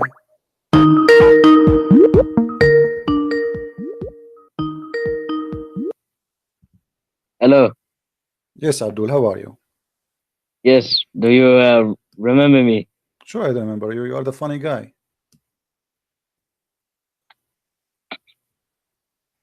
The one, you don't look like your father. You look like your mother. Correct? Yeah. Yeah. Yeah. So what do you think about that? Did you think about it? That's why your prophet says that you don't look like your father. You look like your brother if you have sex and you have orgasm first. Yeah. Okay. What the conclusion come to your mind? Yeah. You say Islam is false, right? I'm asking you about the same topic we asked about, and you did not answer me until now. Why you did not Okay. talk about it? Why? Let's. Why your prophet? He says the one who comes first will control the look of the baby. Is that true or this is stupid? You claim something else. Well, I mean, we go the same topic we are talking about. Until now, you did not answer me. Why do I talk about it? Because I want to talk about chapter 86. No problem. Why you don't answer 6. this one first? Chapter 86, verse number what? 6? Yes. Okay. Show me where it says sperm. Show me where it says sperm. Yes, show me. Well, your prophet here explained the hadith. Show me where it says sperm. So if show me where it says sperm. Okay. Okay. So let us see what it says sperm. Do you want to see? Yeah. Okay. Can you see my YouTube? Yeah. All right. No, Quran. Show me where it says sperm. Yeah, we will show you Quran too. Okay. So you are saying this one does not talk about sperm, right? No. Okay, so the gushing fluid is what? It's ejaculation. So it's ejaculation. So what is the ejaculation? Muhammad says we are in the father's loins. So what is we the ejaculation? So what is the ejaculation? What is that? You said it's not sperm. Yeah. So is it sperm or not? Oh yeah, wait. Oh no, wait. I'll answer it. I'll send you a link. Don't tell me a link now. Answer. You read the link. You read the link for me. Now answer me. You said it is ejaculation. What is ejaculation? Is it sperm? When you ejaculate, what you have? You have a sperm or you have water? When you ejaculate, there's like gushing fluid going through your brain, through your loins. In the brain. This is in the brain. No. Listen, I'll send you the link. The link is in front of me. Here we go. This is Ibn Kathir. Read with me. No. What no? From science. Don't waste my time. Yeah, science. Go get lost. Abdul talking about science. You don't even know how to write your name. This is what the Quran saying. Proceeded from between the backbone and the ribs meaning the backbone or the lions of the man, but by the way, it says the backbone, not lions, and the ribs of the woman, which referring to her chest. Let us see this guy here. Hello? Hello? You hear me now? I can hear you now. I fixed my microphone. All right, my friend. Muhammad, how I can help you, Muhammad? Yeah, so I've been listening to your YouTube channel for about a month, and I always finish the whole 1.5 hour or 2 hours that you've been talking about the religion Islam, and it seems that you are very educated, and I have done some research about you. It seems that you are very knowledgeable about the topic. Okay. And I have some, I'm in doubt, so I'm just trying to confirm the things that you have already been saying. Okay. And basically, I've been thinking about, I heard that when Muhammad made up the Quran, it never got written down until he died many years afterwards. Is this true? Correct. Because I can't. Correct. Okay, this is correct. Yeah. Do you know? And but do you know why? Do you know why this happened? From what I know, it seems that he didn't really give a shit. And no. You see, in chapter, let us use a good words, the good language. Chapter, okay, sorry. Chapter Excuse 75. Me. Chapter 75, verse number 17. It says, "Inna alayna jam'uhu wa Qur'anahu." Allah said, supposedly, that it is the duty of Allah to collect the Quran and to recite the Quran, not the duty of any human being. This is why in the beginning the Muslims, they never collected the Quran, because simply this was really the duty of Allah. Okay, that's very interesting. Yeah. This is the first time I hear you talking about it as well. I don't I don't talk about everything I know, my friend. I'm like you know, like go to the library, unless you touch the book, you open it, you don't see what is inside, right? So you mention a topic, so we go there. So now here you notice here that Muhammad is claiming that the one who collect the Quran, it should be Allah, but this is proof Islam to be false, because never the Quran collected by Allah. Okay.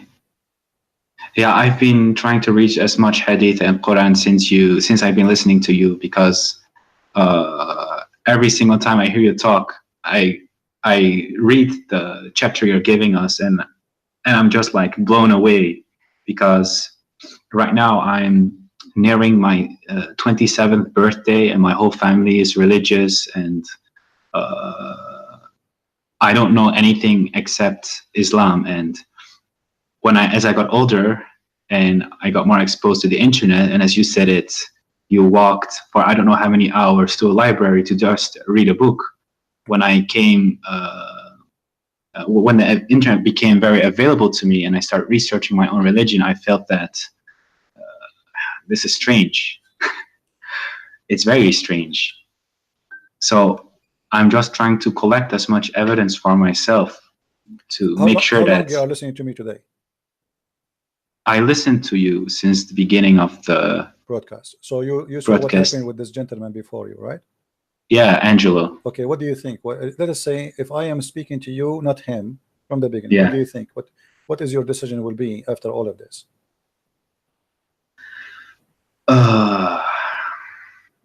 It seems that every single thing that you point out is accurate. I cannot deny it, because it's plainly written there, and I can understand Arabic a little bit, but when I go by word for word and I read what's there, it says just exactly how you say it. Some things get lost in translation. It almost seems that somebody is trying to cover up someone's behind, because there are a lot of mistakes. So what that will lead you, my friend? You are you are a smart person. You are watching, you are seeing. I never said something without showing proof, correct? Yes. And all is from Islamic website, Islamic translation, Islamic print, Islamic reference. Nothing. I don't use the Bible to prove anything. Yes. Okay. So now what you with your you are a growing man, and you are watching for long. Not only this video today, you are watching for long. So isn't it enough after watching all what I showed Isn't it enough to prove to you that Muhammad, there's no way he's from God? That's true, but I have a lot of family members who I have discussions with, and sometimes it gets quite heated, and then I try to help others as well, and I try to see whatever I think is wrong or right, and it seems that sometimes they are still trying to, I mean, they're still able to convince me somehow. Look, like how? Give me an example how they can convince you. Like what? Like they say that some things are very hard to understand without the tafsir, but when I look at the tafsir, it seems that it's also rubbish. I find it very hard to pinpoint what's exactly wrong, because sometimes they give references and you can interpret it in certain ways because of Arabic language. I will give you a tafsir. What is your education, my friend? My education? What do you mean with like, education? Did you go to school? Like, do you have some education? Yeah, I currently busy with my university. Okay, so I have studied other things as well. So this is my third degree. That's wonderful. So you are a person who went to school. You are not like a, with my respect to everybody, some people did not have their chance to go to school, right? I mean, yeah, exactly. Poor, yeah. But look with me. This is chapter Qaf, verse number 1. Qaf wal Quran Majid. You said you know a little bit of Arabic, right? Yeah, I can understand because I am personally from Morocco, and I'm not from the Arabic part of Morocco. I'm Amazigh, the Berber. Okay. Yeah, really yeah, the northern. It says, from his narration on the authority of Ibn Abbas, that he said, in the interpretation of Allah saying Qaf. Qaf is a letter. Qaf, he says, it is an azure mountain overlooking this world, and the color of the sky takes from it.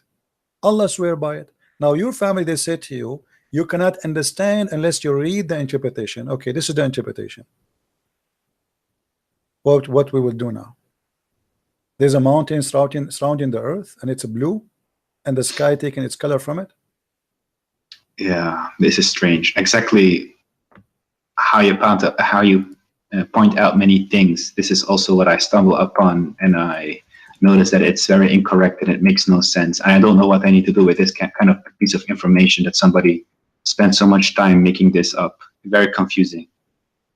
And there is no reason for somebody as a Muslim to lie about his religion, right? I mean, those are scholars, those are not Christians, right? Yeah, and exactly. Yeah. So if we go and have you ever heard of a scholar? His name is Ibn Kathir.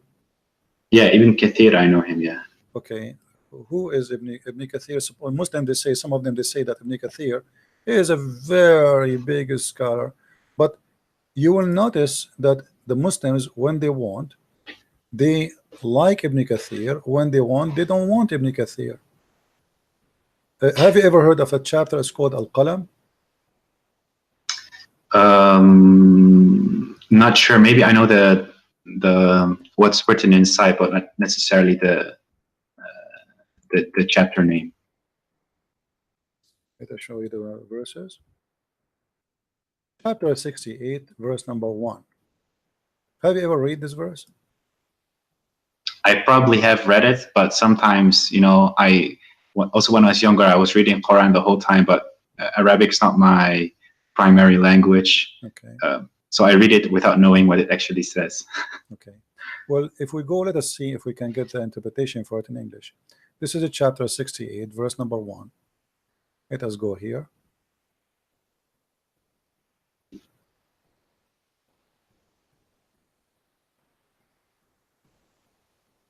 Always take into your consideration that Muslims, they are not giving you a correct, let us say, an honest translation. Ibn Kathir in Arabic is not the same as in English. If we read here, it says, by the pen, apparent, meaning that he's referring to the actual pen that used to write.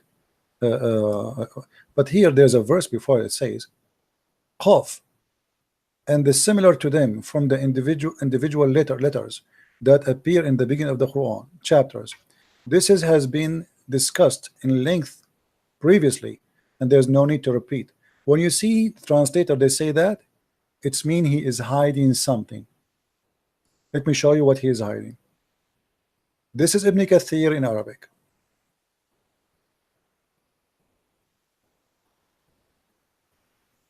It says here, and this is the official government website of the Kingdom of Saudi Arabia. And here you notice how they lie and they fabricate in the translation. It says,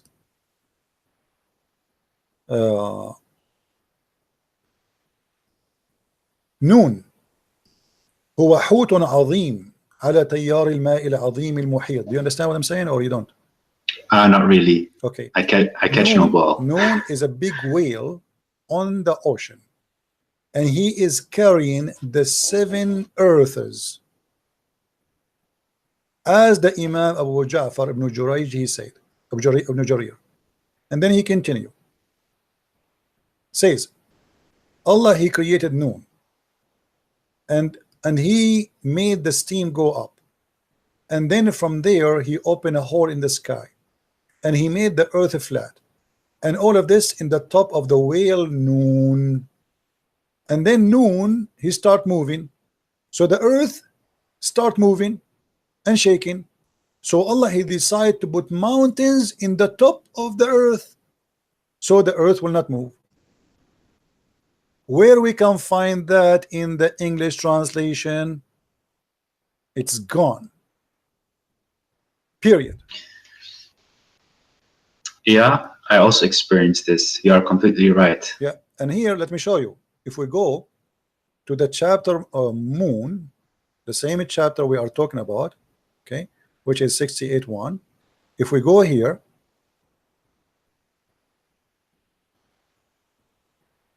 this is why you cannot learn Islam from Muslims, because simply, especially if you don't know Arabic, you know, they fabricate, they don't give you the true answer. Read carefully with me. This is Ibn Abbas. Your family, they say to you, you will understand the Quran only if you read the interpretation, right? Yeah, exactly. And let us read together.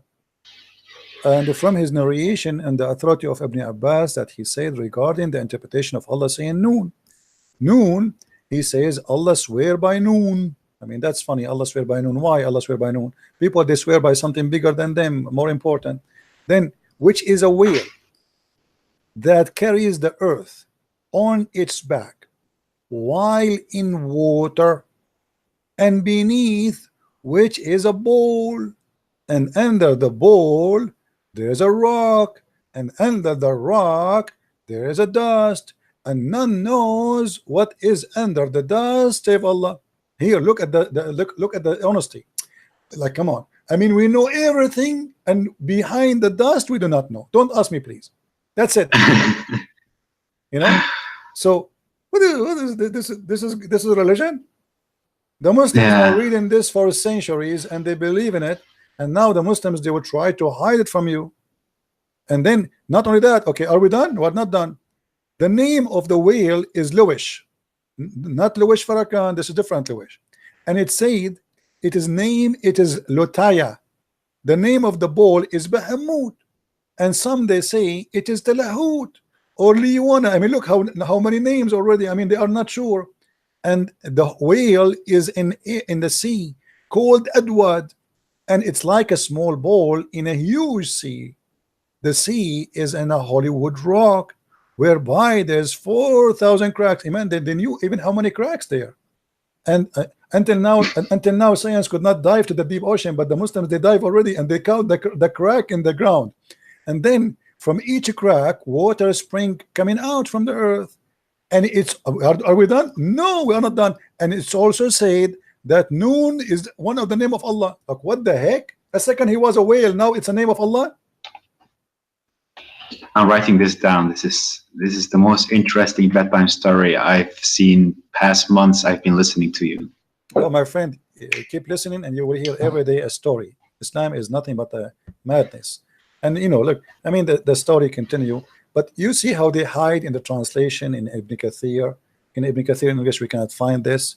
We can find it only in Arabic. So you need to ask yourself, why the one who translated the interpretation, he did not translate? Because it's very embarrassing. This is obviously, it's very embarrassing. So we cannot translate that to you, otherwise everybody will laugh at us. Yeah. Oh my God, man. This is like a whole new level of stupidity.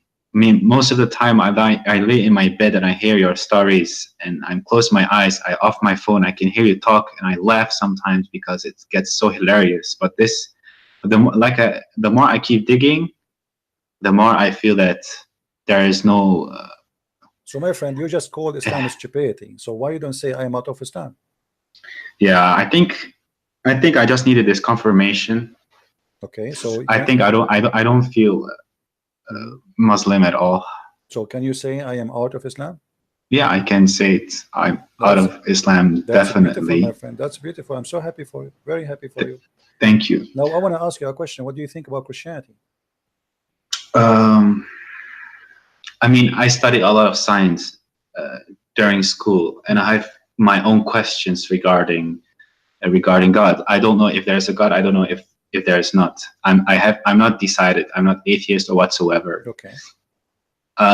But there are so many religions. So to me, it feels like, did somebody create our universe, and so on and so on. I just don't know the answer, and I'm searching for an answer. Sometimes I feel that I have no connection to God. Sometimes I feel there's a higher power.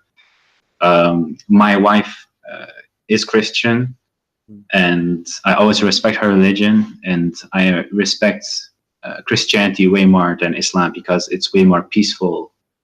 But when I look at the past of the religion, it seems it has not always been so peaceful. So I have my questions, but when I listen to you, it almost feels like you're not associating yourself with a past which has a lot of bloodshed and so on, but you just have it seems that you have a personal connection to God and Jesus. Let me correct you, my friend.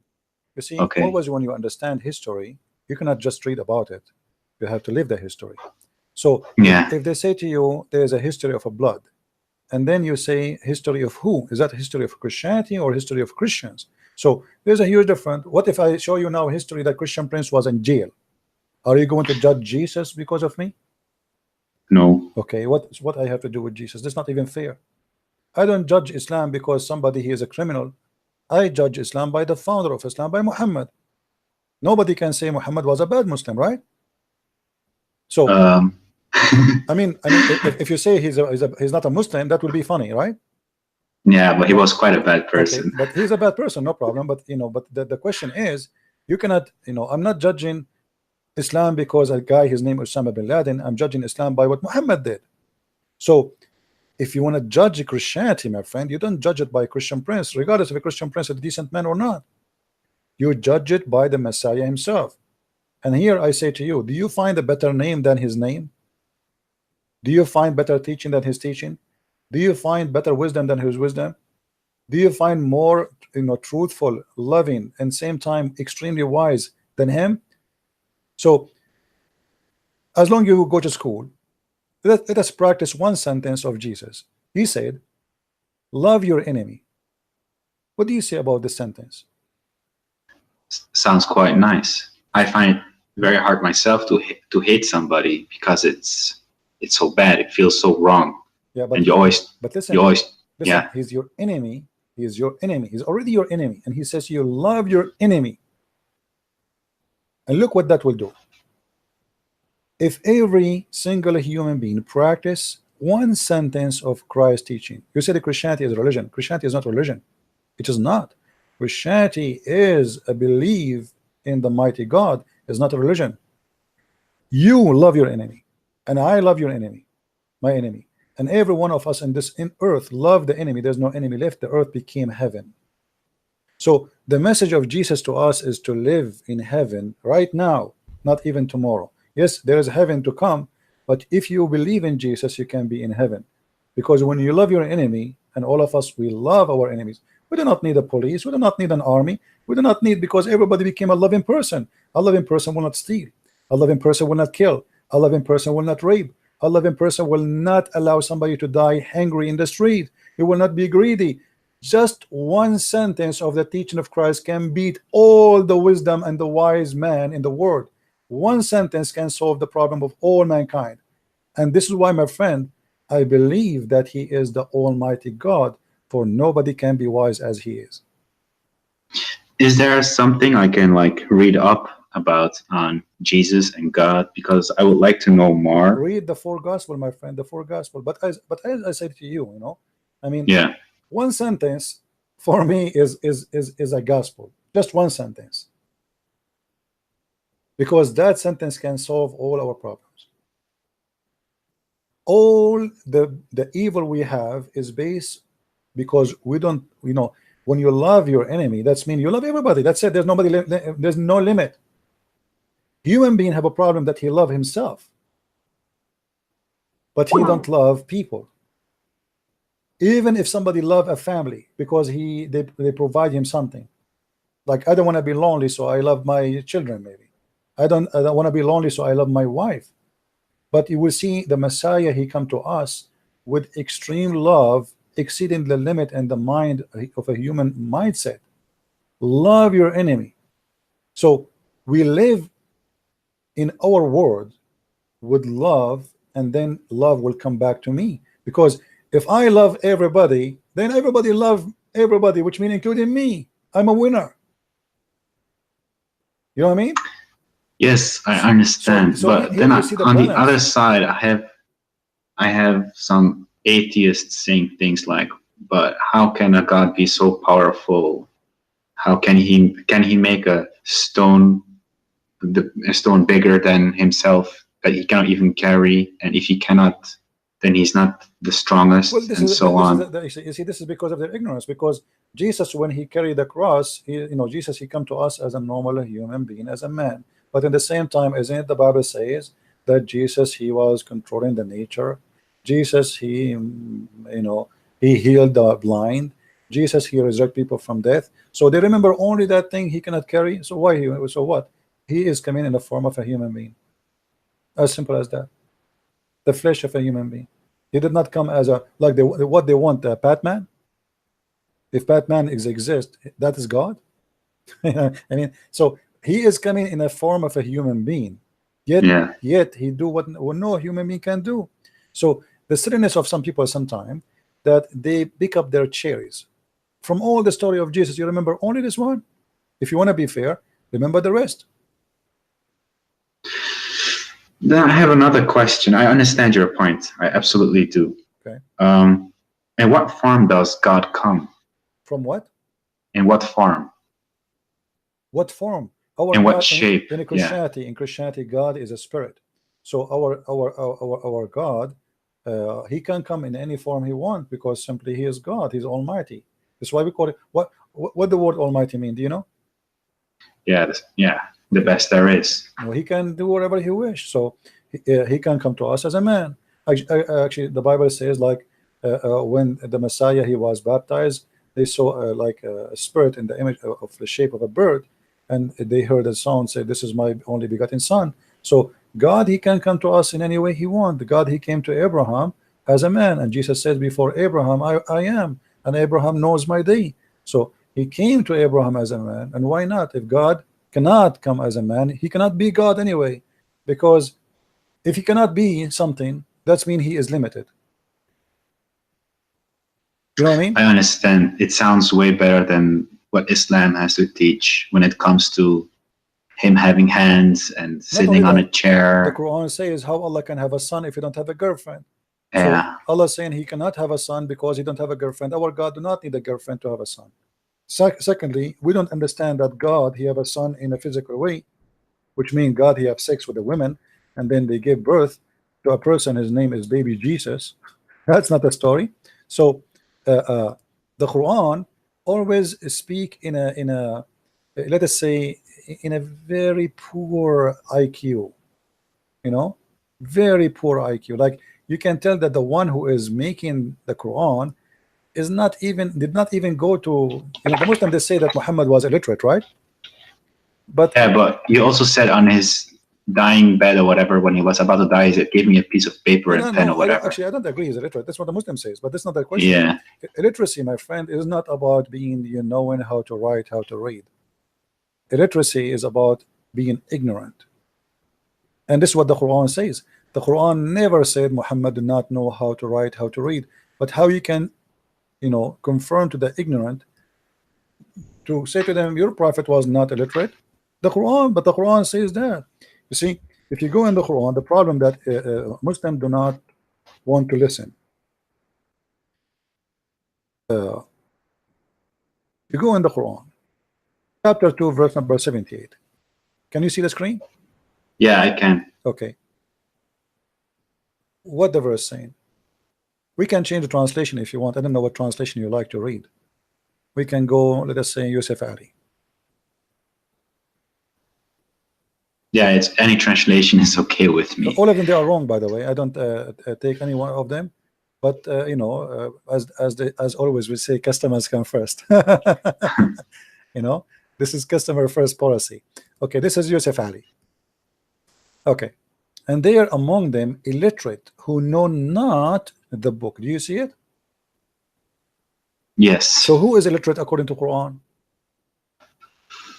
The one who don't have a book, who do not know a book. Nowhere in the Quran says that illiteracy is about knowing or not knowing how to write, how to read. The Quran confirm in many verses, but Muslims are, what I can say, I don't want to say something, it's very embarrassing. The whole Quran says it clearly that the illiteracy the Quran speak about is about not knowing the true God, and you don't have a book. That's why the Quran called the Christians and the Jews people of the book. Yeah, I hear it quite often. Yeah. What does it say in Arabic when it comes to illiteracy? That's it. Ummi. This is, you see the word illiteracy is ummi. Here you go. This is the word the Muslim they say that Muhammad is ummi because it says in the Quran that he is ummi. But ummi is taken from the Jews. You know, the Gomai in the Bible is the one who is, they are from the nations. They are not believers in God, so they call them illiterate. You know, all those verses in front of us. It says and confirm that. As an example, it says here. Chapter 3 verse number 20, they say, and say to those who were given the scriptures, the Jews and the Christians, and those who they are illiterates. Do you see it? Yeah. Why they are illiterates? Because they're Arab pagans, they don't know a book. So here we can confirm that what the Quran and Islam teach about illiteracy is about knowing God. But those funny Abdul, they don't want to listen. So when I debate them, I say, okay, you want to say your prophet is illiterate? No problem. But I can't do, I give up. You know, it's like somebody, he want to prove to me that his prophet is a donkey. Okay, I agree with you, no problem. Illiterate. At the end of the day, he's illiterate because he is illiterate about the Bible, he's illiterate about God, he's illiterate about everything. And yet he claimed that he is the most knowledgeable person.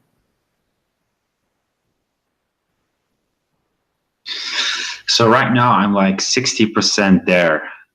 Like for 60% I believe it, but there's still like a big piece where I find it. My friend, you already left Islam and we are happy for you. Absolutely. So you know, trust me. I am not going to invite you for something bad, which me myself am happy to have. If a Christianity, if being with Christ is something ugly, nobody is forcing me. I live in America. I am a free man. I can be an atheist in a second. Exactly. So why in the world I want to believe in him? And I think you can tell I am not a low IQ person. Yes. So why in the world I want to believe in the Messiah? And why I want to invite you to believe in him? Let me tell you something, my friend. Your name is Muhammad, right? Yeah. Okay, Muhammad. Time go fast, and nobody guarantee what is going to be tomorrow. Tomorrow might never come. Maybe to me, maybe to you. I might go to sleep, never wake up. It happened to millions of people before us. It happened every day. Do we agree? Exactly. Yeah, that's true. So what is my guarantee that even tomorrow will come? I am invite you right now to accept the Messiah. The Messiah, he said clearly, there's no salvation but by me. I am the truth. I am the resurrection. I am the Alpha, I am the Omega. So I am inviting you now to accept, because this is an opportunity might not come to you tomorrow. You never know. Maybe an Yeah, hour but from now, me and you, maybe we die. yeah, but how about if I feel that almost to a point that I'm trying to believe, but deep inside I feel like I'm still not all the way there. So even if I would accept it, it still feels like I'm not honest, No, I don't because want you to accept if you don't believe. yeah, No, no, no. We don't do that. We don't say Shahada in this Christianity. No, no. I'm not asking you to say I accept the Christ if you don't accept the Christ. You have to be honest, because even that, if you do that, still you're not saved. You're not saved. You know. yeah, You have to say it from your heart. You have to be a believer. You know. The Messiah, he said, not everyone says to me, Lord, Lord. So saying to him, Lord, will not save you, my friend, unless you believe in him and you follow him. So I am asking you to believe and to follow, not to say I accept. Saying I accept is just to announce your belief, but not just to say a statement and that will save you. I understand. I understand you completely. So that's why I don't want to do like Alright, a false conversion no, where, I don't want you to do that. oh I don't yeah, want when in about a week I might still have doubts, and then Alright. you know, I will feel that I will personally feel that, okay, I was not ready yet to do it. No problem. Because personally, like I said, my wife is Christian, her whole family is Christian, and they have know nothing else than Christianity. I've also back in when I first was dating her like 3 years ago, I went to a church, and then it felt still very strange to me. I just wanted to experience, because I've always been very open to everything. And Right, friend. You know, I will pray for you, and I ask everybody here in the chat, please pray to our brother here, Muhammad, so the Lord will open his eyes and will bring him to see the truth, and the truth will set him free. We pray, my friend, that the Lord will help you, will guide you, will open your eyes, and he will receive you. He said, knock at my door and I will open for you. So please, my friend, all what I'm asking you, don't say anything, just knock at his door. Say to him, Lord, I want to know you, the Messiah, the Christ, the great name, though everybody speak about you, where are you? I want to know you. Show yourself to me and tell me more about you.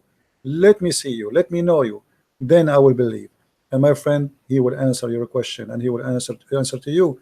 And I will be happy to have you again in my program here. Anytime you feel you have a question, you want to talk to me, you want to say I accept Christ and give us the great news, or even says I don't want to accept, you are welcome to call me.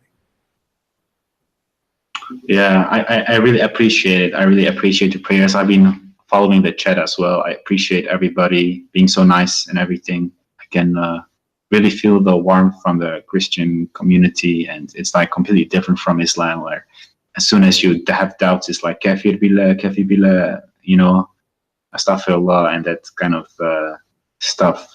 So I definitely appreciate all the prayers, but to a certain point, I even envy people who have beliefs, because right now I feel like I'm without any faith. And like I said, I've always been searching, because sometimes I lay in my bed and I'm thinking, what is this all for? And it makes no sense. But then I'm thinking, I can just live my life and be happy. But right, my friend, there's always I'm happy for you. First of all, regardless what your decision. First of all, yeah, you did the right thing today. You decide to leave Islam at least, which means now you are ready to receive the good news. Because the first thing we need to do before we can build a house is to establish, let us say, the corners of the house, you know, the rocks of the house. And the rocks of the house cannot be built on sand. So now you got rid of the sand, and now you are seeing the rocks. So now you can build. So we prayed for you, and everybody is praying for you. And let us pray, all of us together, that soon the Lord, he will bring you, and he will make you, and he will help you to build your house, a house with your beautiful family, beautiful wife, children, to be all of you enjoying the word and the teaching of Christ. And you will see how amazing that life will be. Actually, there is something I did not share with anyone. All of you, you know, I was, for the last week, having very hard time, blood pressure. Even I bought blood pressure to see what's wrong happening with me. And I tried, I mean, really horrible. I cannot even concentrate. And then I decided yesterday to pray a deep prayer from my heart, and for sure this is the deep prayer. It's about me. I said, Lord, I need my head. I'm using it. Please help me. And I woke up as if nothing happened in my life, as if I have no pain, as if, as you see, I'm speaking now for how many hours? I just made a prayer, and the Lord, He always is there. For sure, you know, some people, they might say to you, there's many people, they pray. The Lord, He always act in a mysterious way.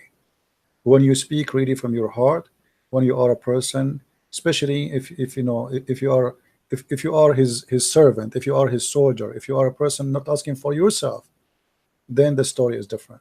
So don't think about yourself as much you think about what is right.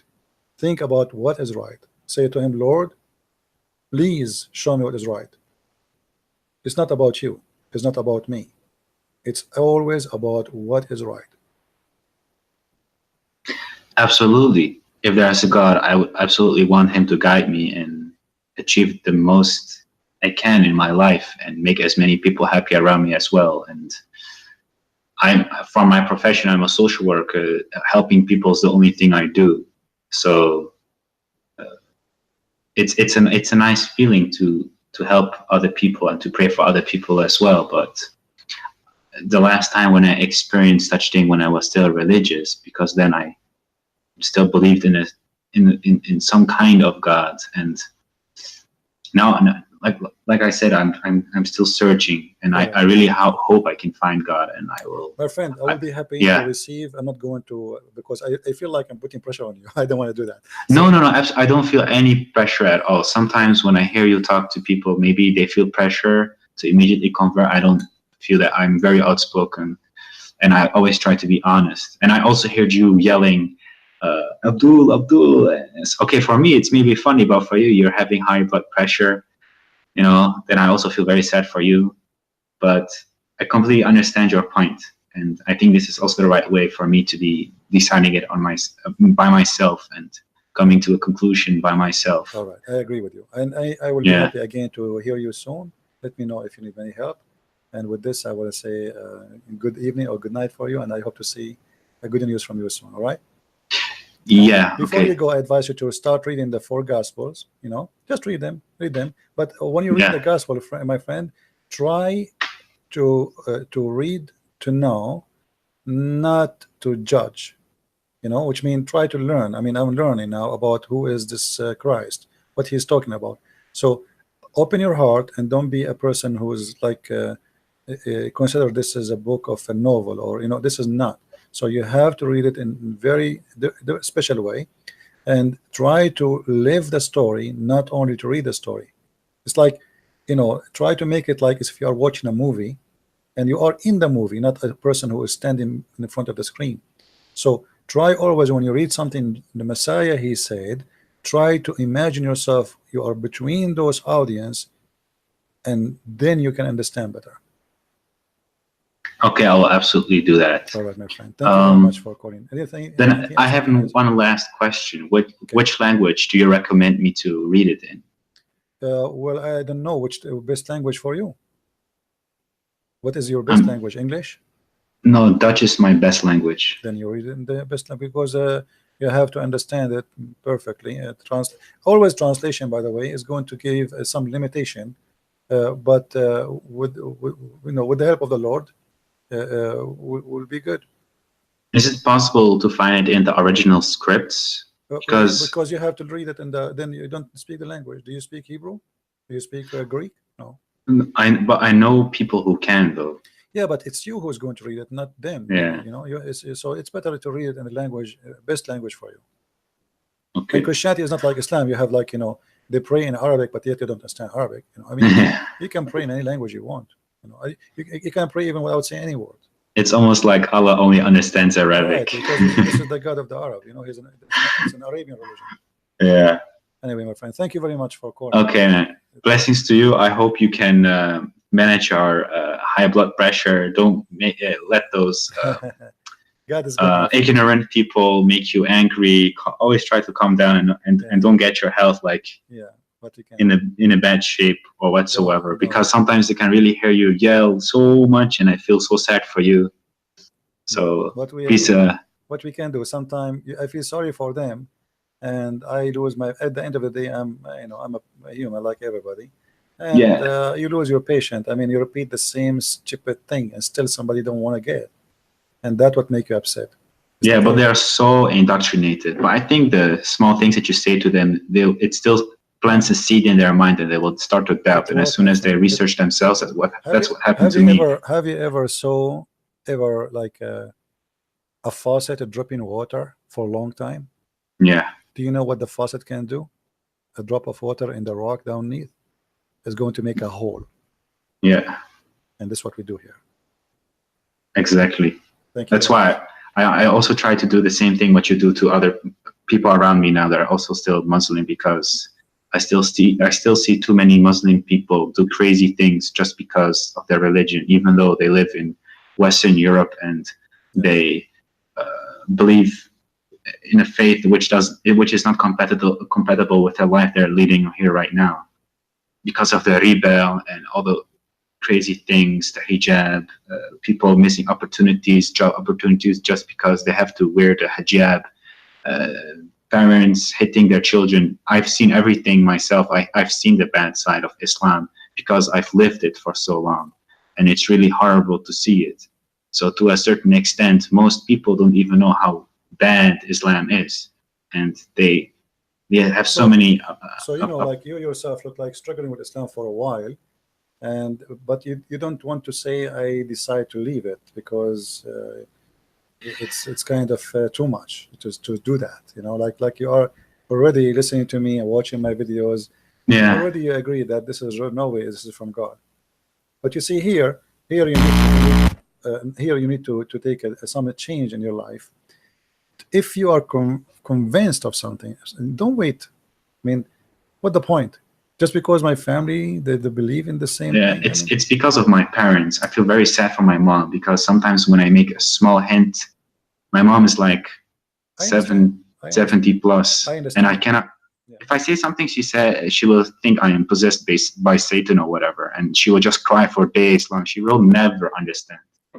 So to me, it's very hard and very difficult because it causes me a lot of pain. Yeah, I understand. Okay, my friend, I had to let you go, and feel free to call me when you feel like talking again. All right? It is good. Thank you very much, man. Have a good night. Take care, you too. Bye-bye. All right. I think we have a good time today. I'm not going to stay longer. You see, like we talk about, I made a prayer to the Lord and he answered my prayer, but doesn't mean I'm not going to get sick. I might even die tomorrow.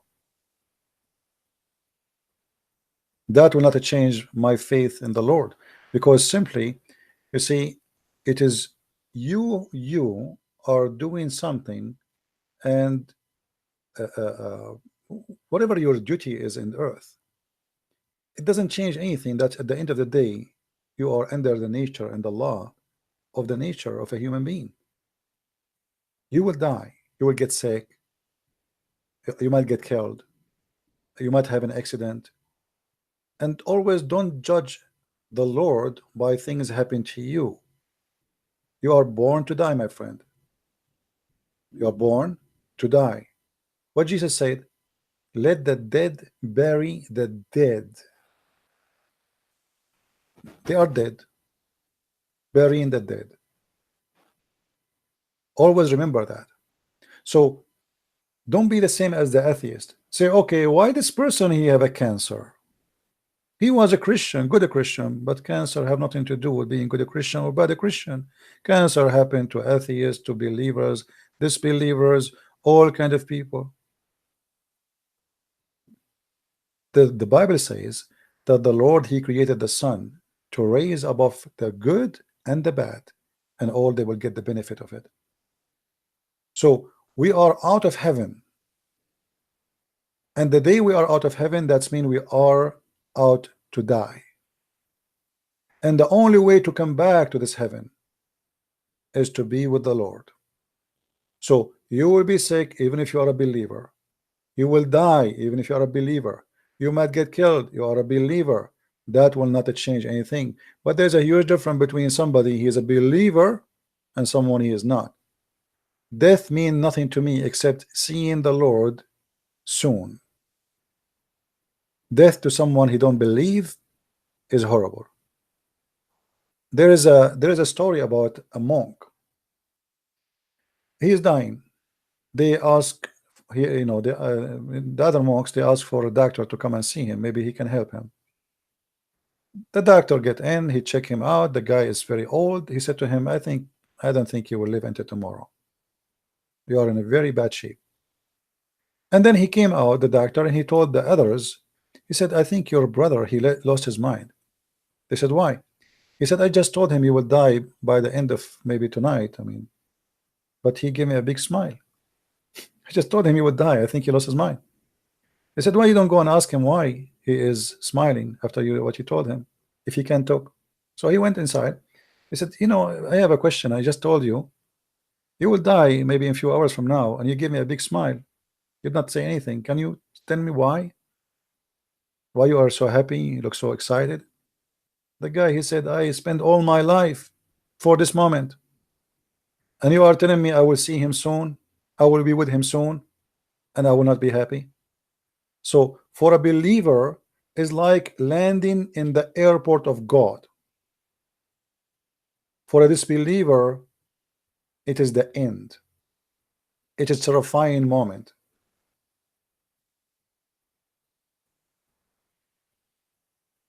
Which mean, even let us say a Muslim, they say atheists, they say whatever they say, Christianity is false. Even that will give you happiness even in the moment of death, for you are not left alone. Death for you is just a start of a journey. It is not the end of it. Death for them is the end, a very ugly end.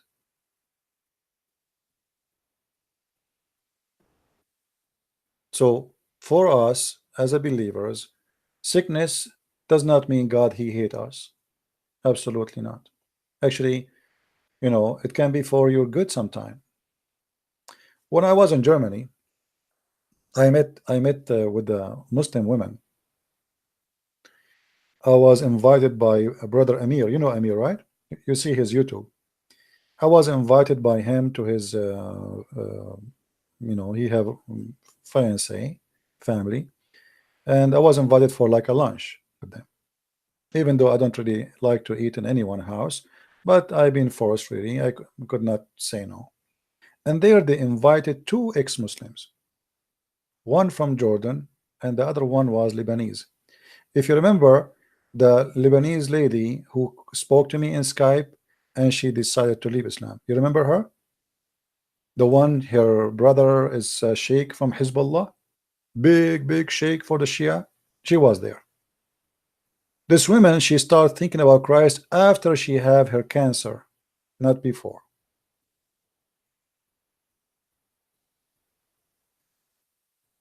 Look, she should deny God. She have cancer. Oh, sorry, not cancer. Sorry, not cancer. I'm not mistaken. They told her, like, you might die because she have a very hard problem. It's not cancer. It's my mistake. So she started thinking about accepting the Messiah after she'd been told that her life in a very bad shape and she might die anytime. So if death will bring me to Christ, death is welcome. If an illness will bring me to Christ, I would love that. I prefer to have any illness better than dying ignorant and going to where I don't like to go.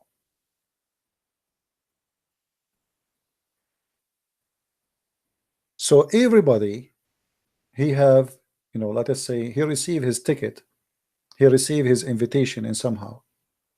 And some of us, we reject and we refuse, and some of us, we accept with happiness.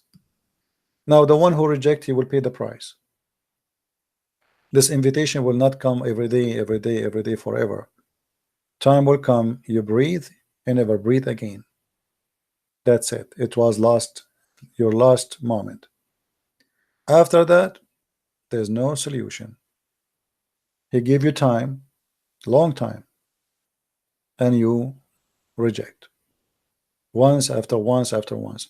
And this is why I feel sorry actually for the Muslims, because you know, those who been in contact with the Christians, and Christian, they did their hard work to make them believe, and they refuse. Those will be questions harshly, because it's not, you see, according to the Bible, if somebody never heard of Christ, he will be saved. He will be judged by what he knew. As an example, if somebody live in the jungle somewhere, like in Brazil, he never met anybody, he knows the Bible, anyone, he saw a sentence from a Christ. It's not fair to judge him, to say, okay, you did not accept Christ, we will let you go to hell. No. The Bible speaks carefully, saying that those people will be judged by their knowledge, which mean by what God gave them in their heart. There is something God he gave you when he created you, to know what is right and what's wrong. By that little knowledge which you have, you will be judged, and that is fair.